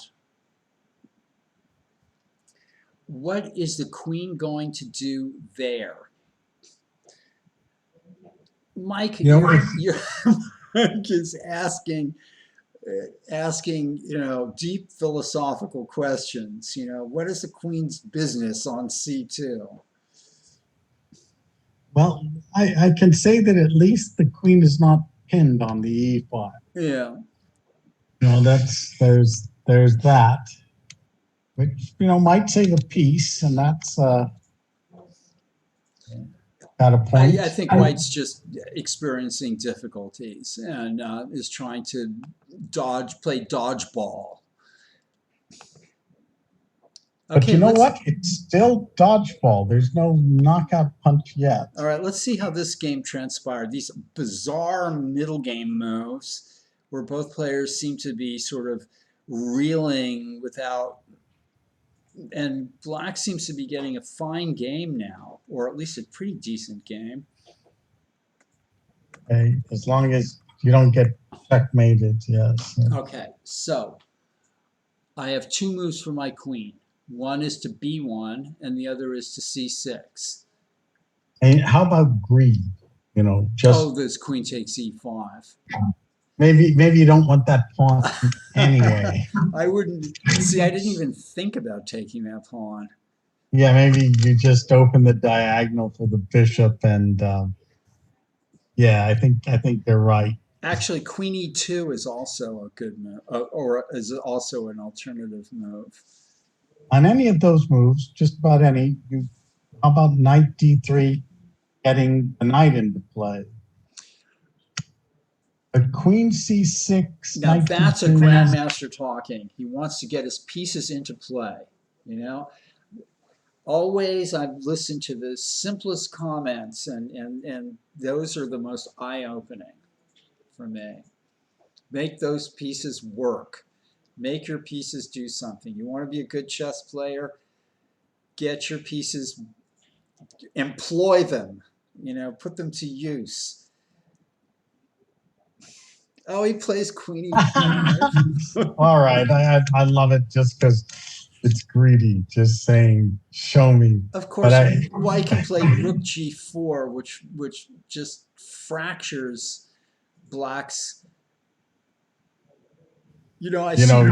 You're right. That was just a bad move. Sorry, greedy, but Yeah. there must be some classic books or something, the Bible or something that says, something about greed. And Oh yeah. Chess is the biblical part of chess. That's true. Yeah. What does the Bible have to say about chess? Don't be greedy. Greed cometh before the fall. Black is trying to attack themselves. I have an odd thought here, Nick. Rook takes G4, Queen E2, Rook moves, Bishop C4. winning the exchange. Trying to muscle in with Queen F1 mate. Maybe. Okay, maybe the rook should. Oh, wow. C4, Queen E2. Wow. Okay, so it wasn't just greed, it was a real thought to this. Wait a minute. Queen E3 cannot have been played. Oh no, here we going. We're going to DGT. Oh, Queen E2 was played. Okay, first Queen E3 showed up, and I was like, uh-oh, DGT nightmare. But and see how quickly Queen E2 was played. So it was a very clever idea. It looks like you're being greedy, but you have a real thought, not for the pawn, but to win the exchange. And wow, what an idea. Bishop C4 is a serious threat.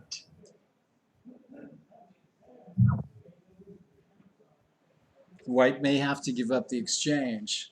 It looks like White was the one that was greedy. You probably have to go Rook G4, Bishop C4, and sack on C4 to prevent mate.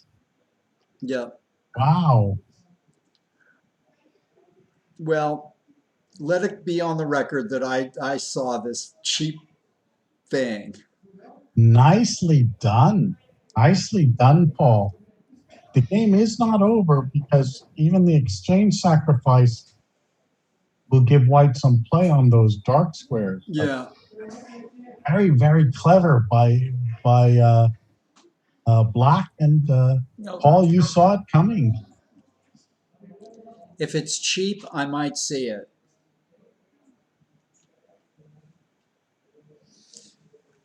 And shall we move on to the next position? Aiko, yeah. Sean Kelly and Aiko. Another positional struggle. We have these stonewall formations going on in this round. Oh, I don't like that Black traded off the C pawn to give White that nice D4 square. It's just a nice square. White's still putting on the pressure. Yeah, I guess a knight can come to C5, but all right, let's move on. Yeah, no tactical shots yet. Clemens Gimmelfarb. F5. Okay, so you can't take on F6 because the knight on D6. I mean, and F5 takes away a bunch of squares for White. Takes away the E4 square.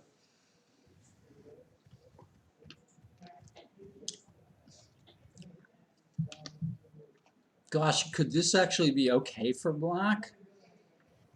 Yeah. Now it can well be okay for Black. That's This is proving that point again, that just having a strong piece on a square is not enough. Pulugievsky is speaking from the grave, Nick.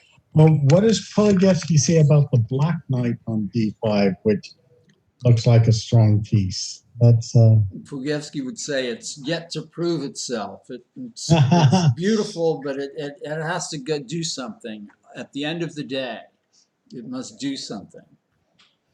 Nick, did well, you ever play Pulugievsky? Yes, yes. Sometimes, he is sort of the end of his career, and he was around these tournaments I played, and I got to good see him guy. play. I got to see him at Lone Pine, and got to watch him play. They were very relaxed. These old Russian grandmasters, Petrosian and Pulugievsky. They would just sort of walk around and just very quietly play their chess. And Well, chess was such a good career in the Soviet Union. For one, they were one of the few people that could go out to the West all the time. So that was a great life. They'd get Western currency and get to travel and see things. And chess players, they don't, of course, they don't care about politics. So they were so welcomed in the Western world, South America, all those places. And yeah, I think they enjoyed themselves a lot. And every once in a while, this guy named Bobby Fischer would come along and accuse them of cheating or something. Yeah, okay. Fisher was the the real Western professional. Uh,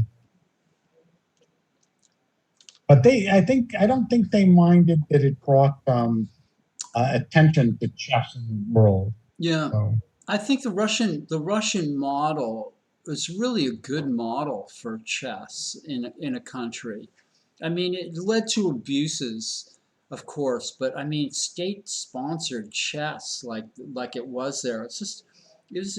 I mean, it really must have been a golden age for Russian grandmasters and so on. Just incredible. Nothing to so compare it to now. you had these amazing players from the 1950s, 60s, all the way through Karpov, Kasparov, and such. Just incredible chess players, that were creative and the best in the world. There was a few Westerners, of course, Fischer and so on and so forth, but Yeah, Larson or yeah, whatever. but what a generation of chess players. Tall, And Petrosian, just amazing. and you know who actually started all that?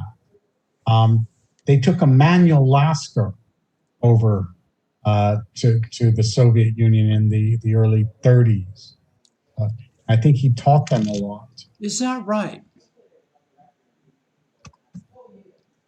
Yeah, that's interesting. I wasn't aware of that. I know that he played in tournaments in Russia.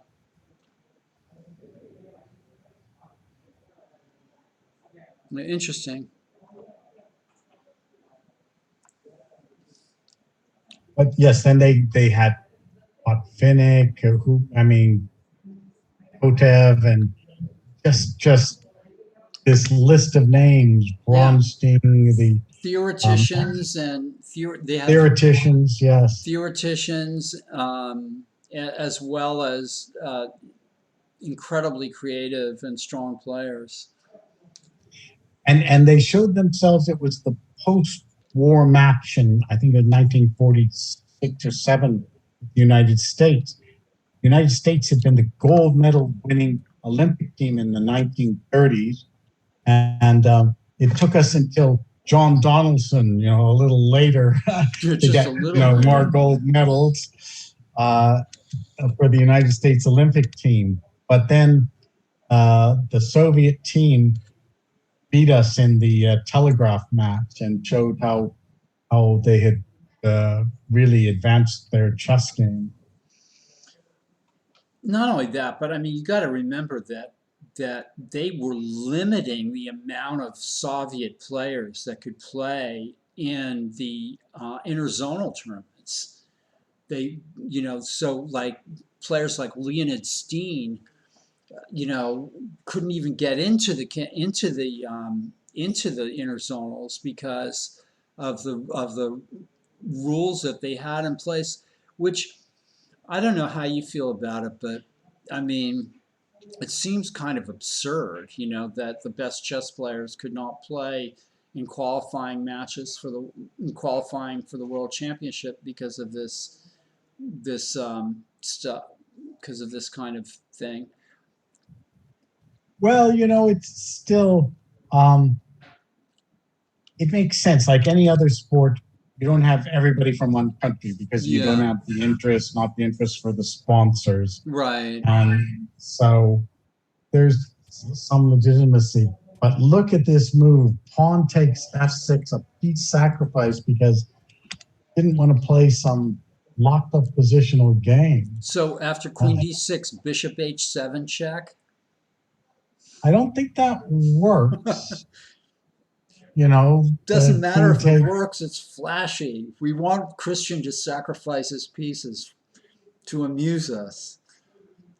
it's the old John Fedorov's statement: "Sack all your pieces and resign."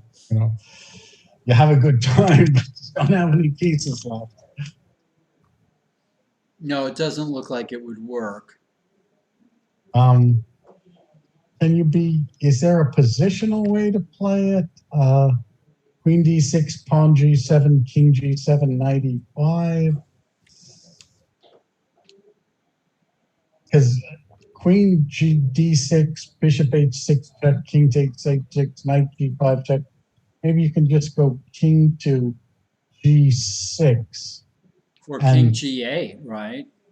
Maybe king g8, but king g6 even, but who controls the king side?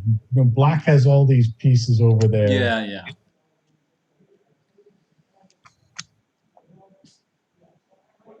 I don't know. It looks to me like black is ready to play knight f4. I don't think this is going to work for white.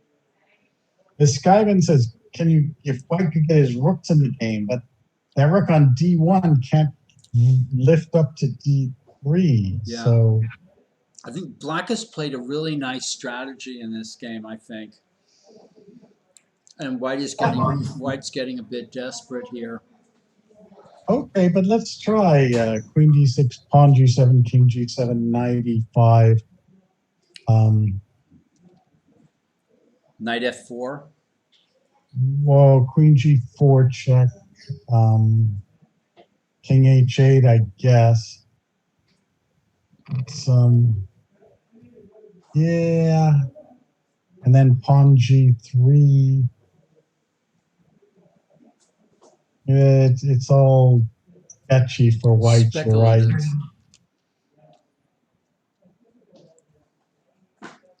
Black's in the think tank here. This is an opportunity to make an error for black. And maybe white just felt the tide was shifting and needed to do something like this. Yeah, although a piece sacrifice is a very committal decision.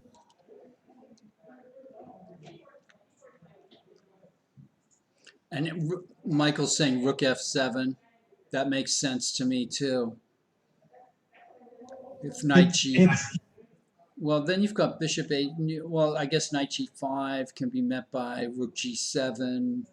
Yeah, I mean, white's not going to get anywhere. He doesn't have enough fuel. And black's counterattack is going to be vicious. That's it. Yeah. I mean, it just doesn't look like a good sacrifice. Yeah. Okay. Let's move on. Joel Karen. Oh, this game. Yeah, we know what and Adam Stafford. The bottom 3 boards are finished. So That's we'll go nice back up game to by Adam Chambers. Stafford. Yeah.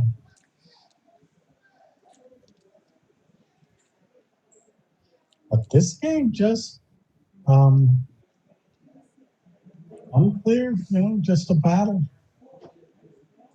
Still, it looks like white's kind of trying to hold. the threat is to take on d4, I guess, and if c4, bishop d4, so white can play queen d3 or queen f3 or Probably some, queen d3. Yeah, black is. It's nicer to have the black side, yep. but And also black is way ahead on the clock, folks, as you can see for yourselves. White's under half an hour.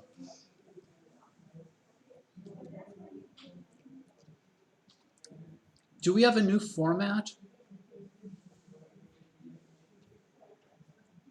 Filgrimage. Filgrimage. What's our well, new this format? is different from the Thursday night marathon. Maybe we have the clocks ticking away. You can only see half my face. That's a nice thing, I know. Well, maybe there's some changes we've made. We've brightened up our auras. You know, we're from San Francisco. We're channeling our chakras. We're doing what we need to do to make the world a better place. Okay, and Mike says the DGT boards instead of the chess.com boards. Ah, I'm paying attention to the chat, which is new. Actually, I have some control over the chat. Yeah, it does. It kind of I can actually talk. I can say stuff like, "Hi, I'm talking," which may look like Abel sent it, but it's actually me typing that out.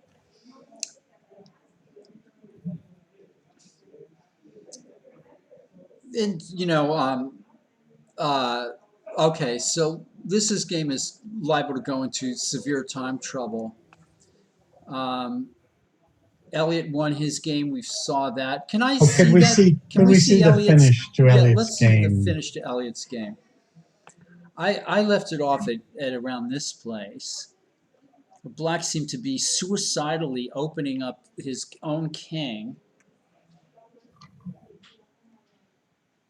An extra point. This reminds me of Kasparov against Deep Blue. Although Kasparov had an extra piece to get a position like this. And look at this move, knight e5. Okay, it attacks the queen. If pawn takes e5, then queen takes d2. So white plays check.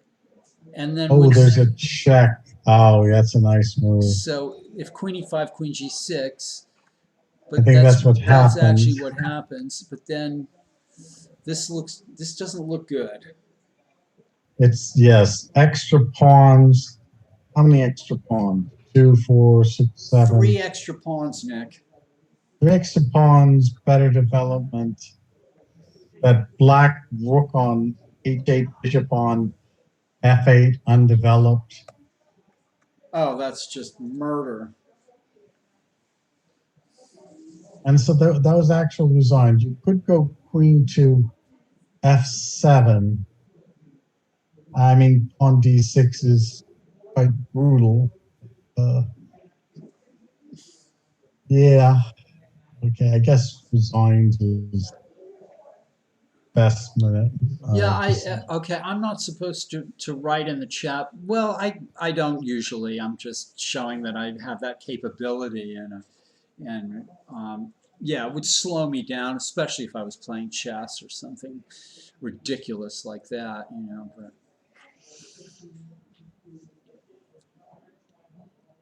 yeah, queen f7 d6 is all she wrote.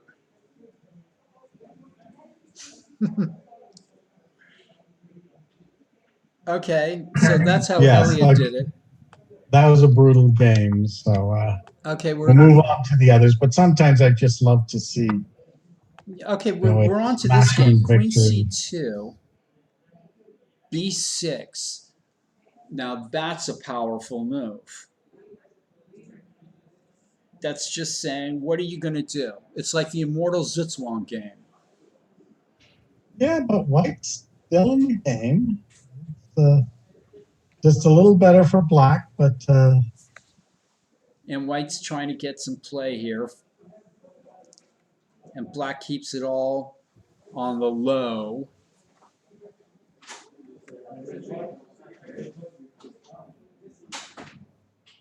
now the action's on the king side. Yeah, did Black mess this up a little bit? Man, I don't know. Black still got the advantage. There's still a little, And Michael Walder is saying that Black could have won something here. yeah, go back to the slow move B6 to take on F4. Yeah, you should have. The action's on the king side, so B6 is slow, and he wants to take on F4. He takes F4. Pawn takes G4, winning something. Yeah, maybe follow it up with Queen H4 or something. Yeah, It's not that clear. Oh, Michael wants me to go back one more time. Here I am. Not B6, but F takes F. I guess you mean E takes F4. Bishop and takes Bishop F4. F takes G4. And then White plays F takes G4. H takes G4. Sorry, H takes G4. And then maybe Queen H4 or something. But and then A4. And the D6 pawns hangs. Not that clear. Yeah, I'm not sure. It's Queen F. If Queen H4, Queen F2, maybe. How about EF4, Bishop F4, G5, and F4? That's going to give some advantage without a doubt. That's a positional advantage, right. But no material advantage yet. So. All right. So anyway, B6, A4, Knight C7, A5, B5 takes Queen E5, Bishop F4, Queen back to F6, and White takes on F5. White's kind of getting away with something in this a little bit, you know. He hasn't been again a little better for Black. He hasn't been punished as I wanted him to be punished. Of course, he's only got 17 minutes on the clock. Not good. So Queen to D8 would guard your D6 pawn.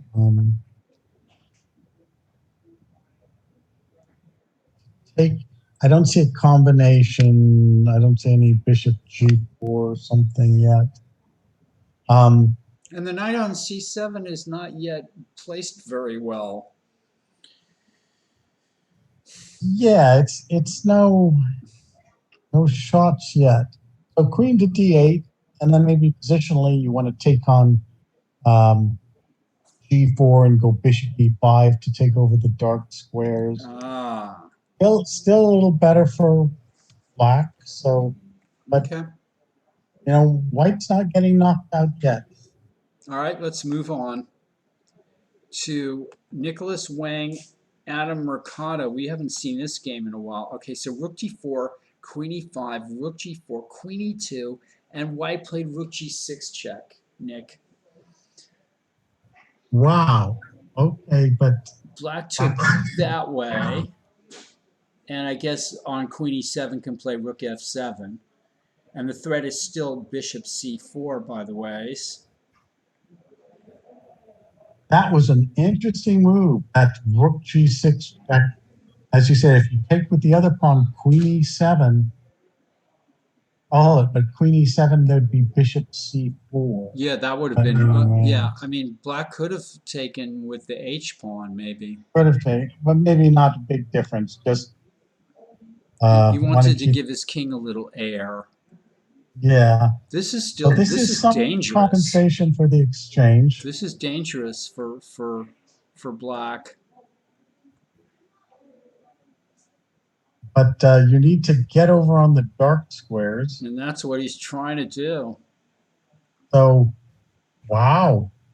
Queen E5 is a serious threat. Okay.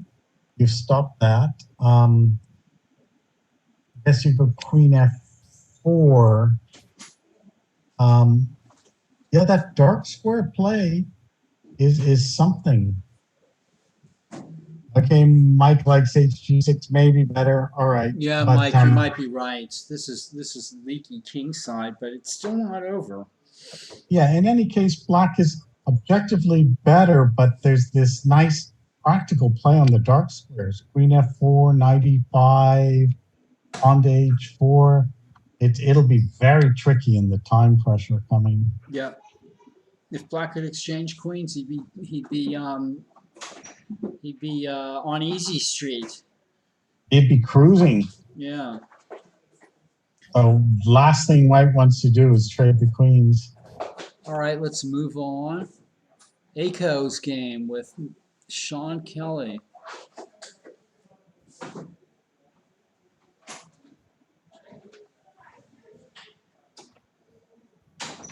It's a tough little game here.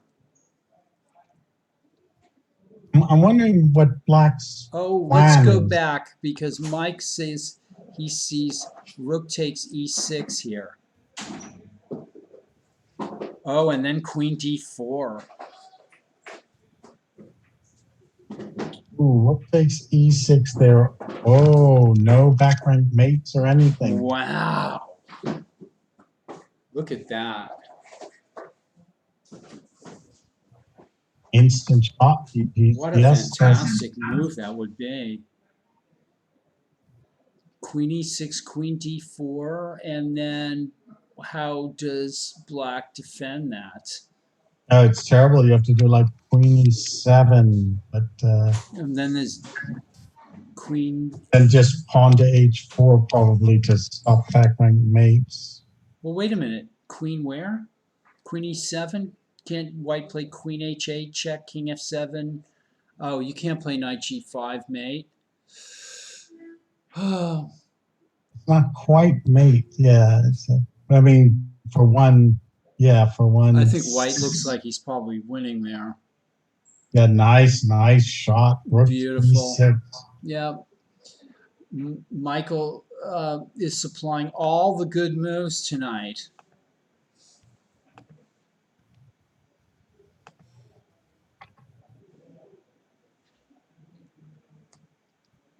Yeah, all those tactical puzzles that Michael does, he's becoming super tactics.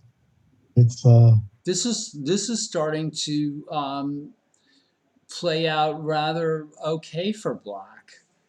It's starting to look. I guess maybe queen c1 takes. you know it's okay, and it's always been okay, but even if you just trade all the rooks, white's a little better. Yeah. Okay. All right. We're gonna move on then.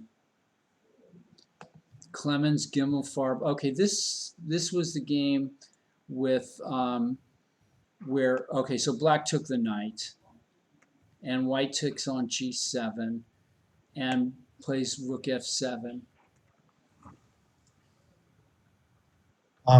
This is basically a only one pawn for the piece. It's not a good scenario. Yeah. This is not working, and also white is very vulnerable to a rapid counterattack. Should you go bishop h7 check and hope for perpetual king takes, knight g5, king g7, knight f7, king takes, queen h5 check? It just, oh no, I mean, That can't. you're giving up all your active pieces. Okay, we don't like Christian's game, and it turned out that Nicholas played rook e6 here. Nice. Oh wow! So, you know what I might do if I were black? Pawns are even. I might trade queens and go rook d8. Oh, that's an interesting idea. It's a tough end game. You don't like it. You don't like it.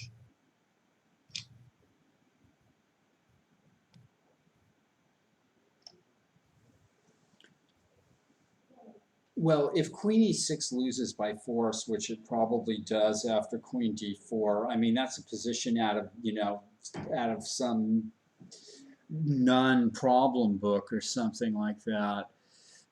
I mean, black is faced with mate in one move.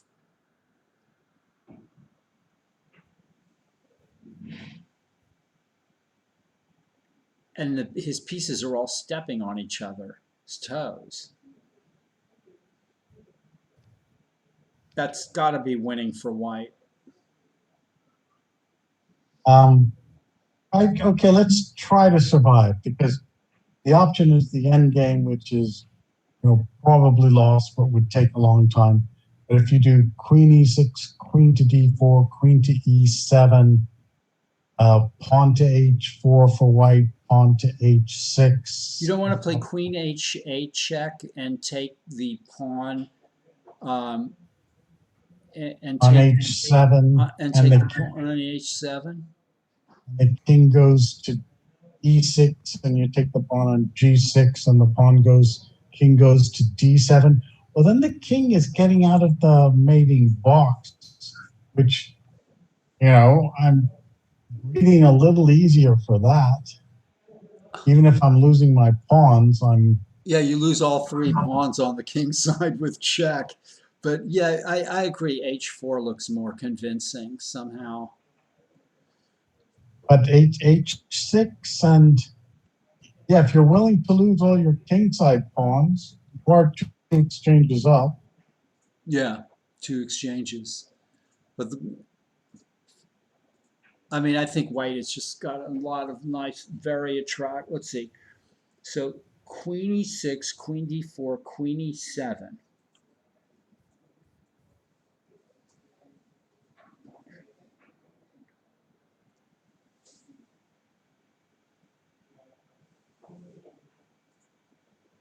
H4, and now H6.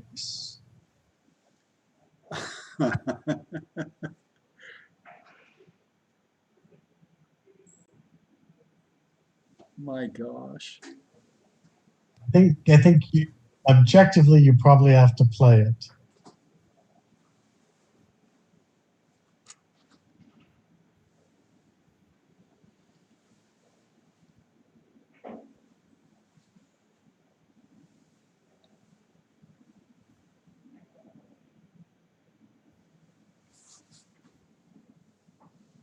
And somehow that's probably a winning position for white, but I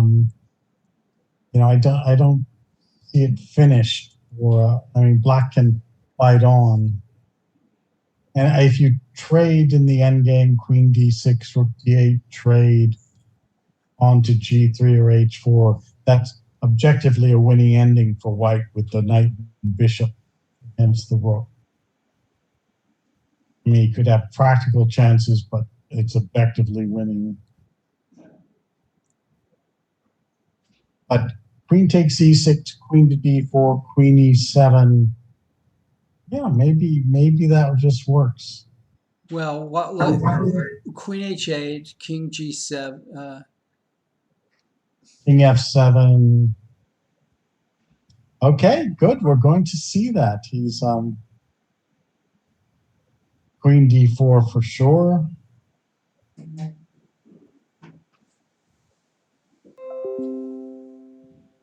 Oh, my OBS studio disconnected for some reason. Juan? It said my OBS disconnected.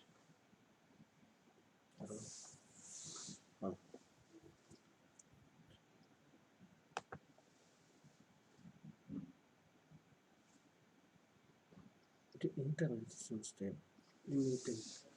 I'm back. Are you still there, Nick? Yes, now we're back. Okay. Except I get my advertisements. So. Okay. Looks like we're not completely back. Reconnection successful, but we're not online. Oh. I'm seeing a crispy chicken sandwich advertisement. Oh, you are?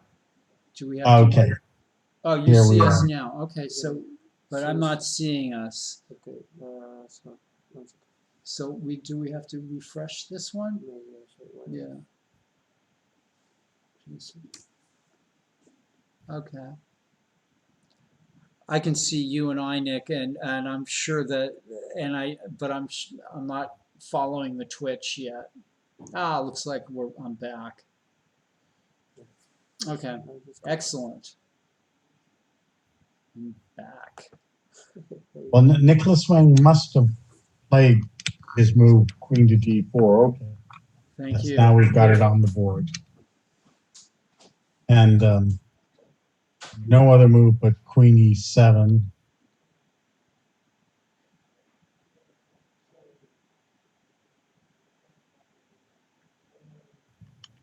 So, I mean, doesn't White have a beautiful game after taking 3 kingside pawns with check? Queen H8. Okay, you're almost even in material. So queen Queen e7, H8, king queen F7.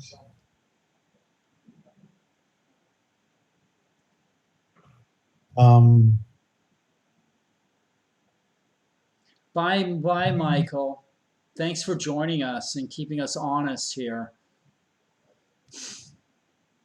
Yeah. So you've found some great variations, Mike, especially the one in Kevin Sung's game.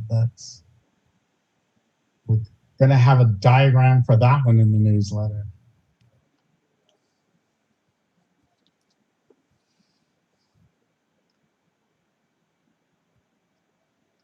And I think you're right, Paul. Queen e7, Nicholas Wang should just check and take all those kingside pawns. So And that At least you probably, you know, you've got the queen still on the board. It must be winning for White, or the rooks are doing nothing really. I mean, it's tough. It's tough, but you know, again, Black was desperate to start with, and Yeah, and so he's gotten somewhere. and if that Black king just runs over to the queen side, I know it sounds kind of Well, crazy. he has to do it. Yeah. All right, let's come back to this, Nick, and see what else is going on. Here's Aiko's game. Tough little game this has been. Really well played by both sides, I think.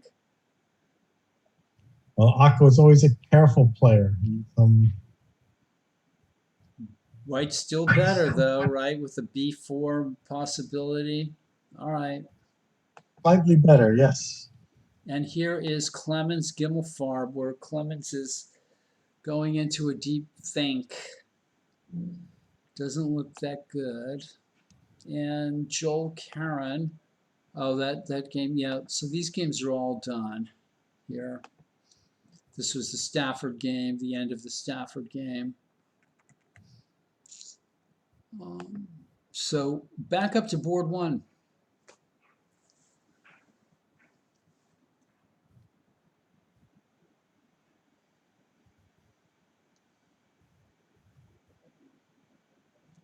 And White is not lying still. So this isn't board 1, is it? Akko's game. No, this is Drury and Ezra Chambers. Oh, well, is there a huge lag here?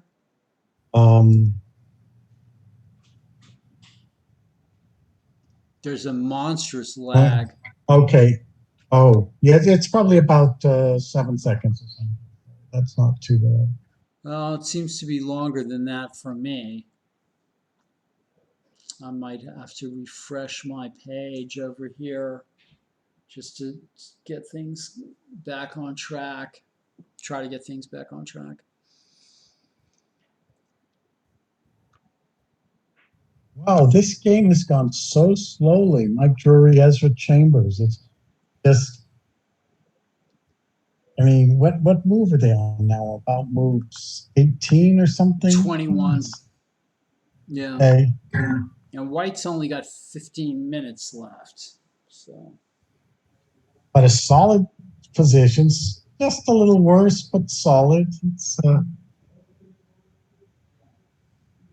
Okay. Still the nothing happening yet there. And on Nice move, King F1. yeah, keeping things solid. But knight F5, well, we'll see. Okay, on board 3, we have some action here.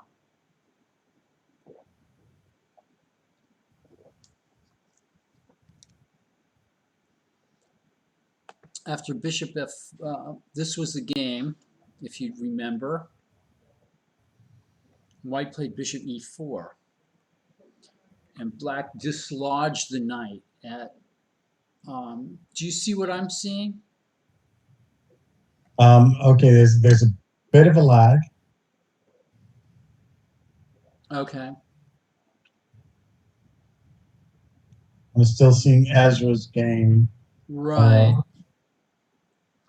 Okay. I wonder if that's because of the internet here. I'm going to take a 2-minute break here and see if I can consult somebody technically to see what's going on.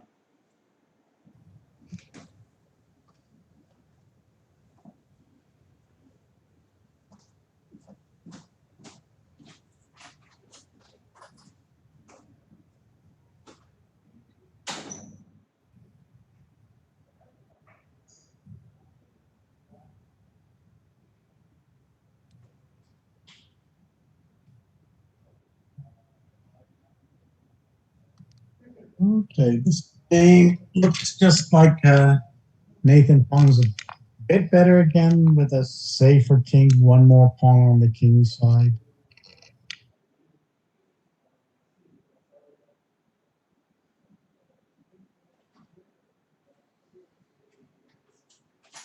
Nope, he pawn's a little weak. Communicate, talking about the game. I have to look at here first. Yeah, it was a 45-second. That's huge. I can't think of this. Yeah. Is there someone? See, OBS cut down for a while. There is something, but it would take us stopping and restarting, which I'm fine doing. You know. I mean, otherwise I can't even communicate with Yannick at all. Yeah, let me try that.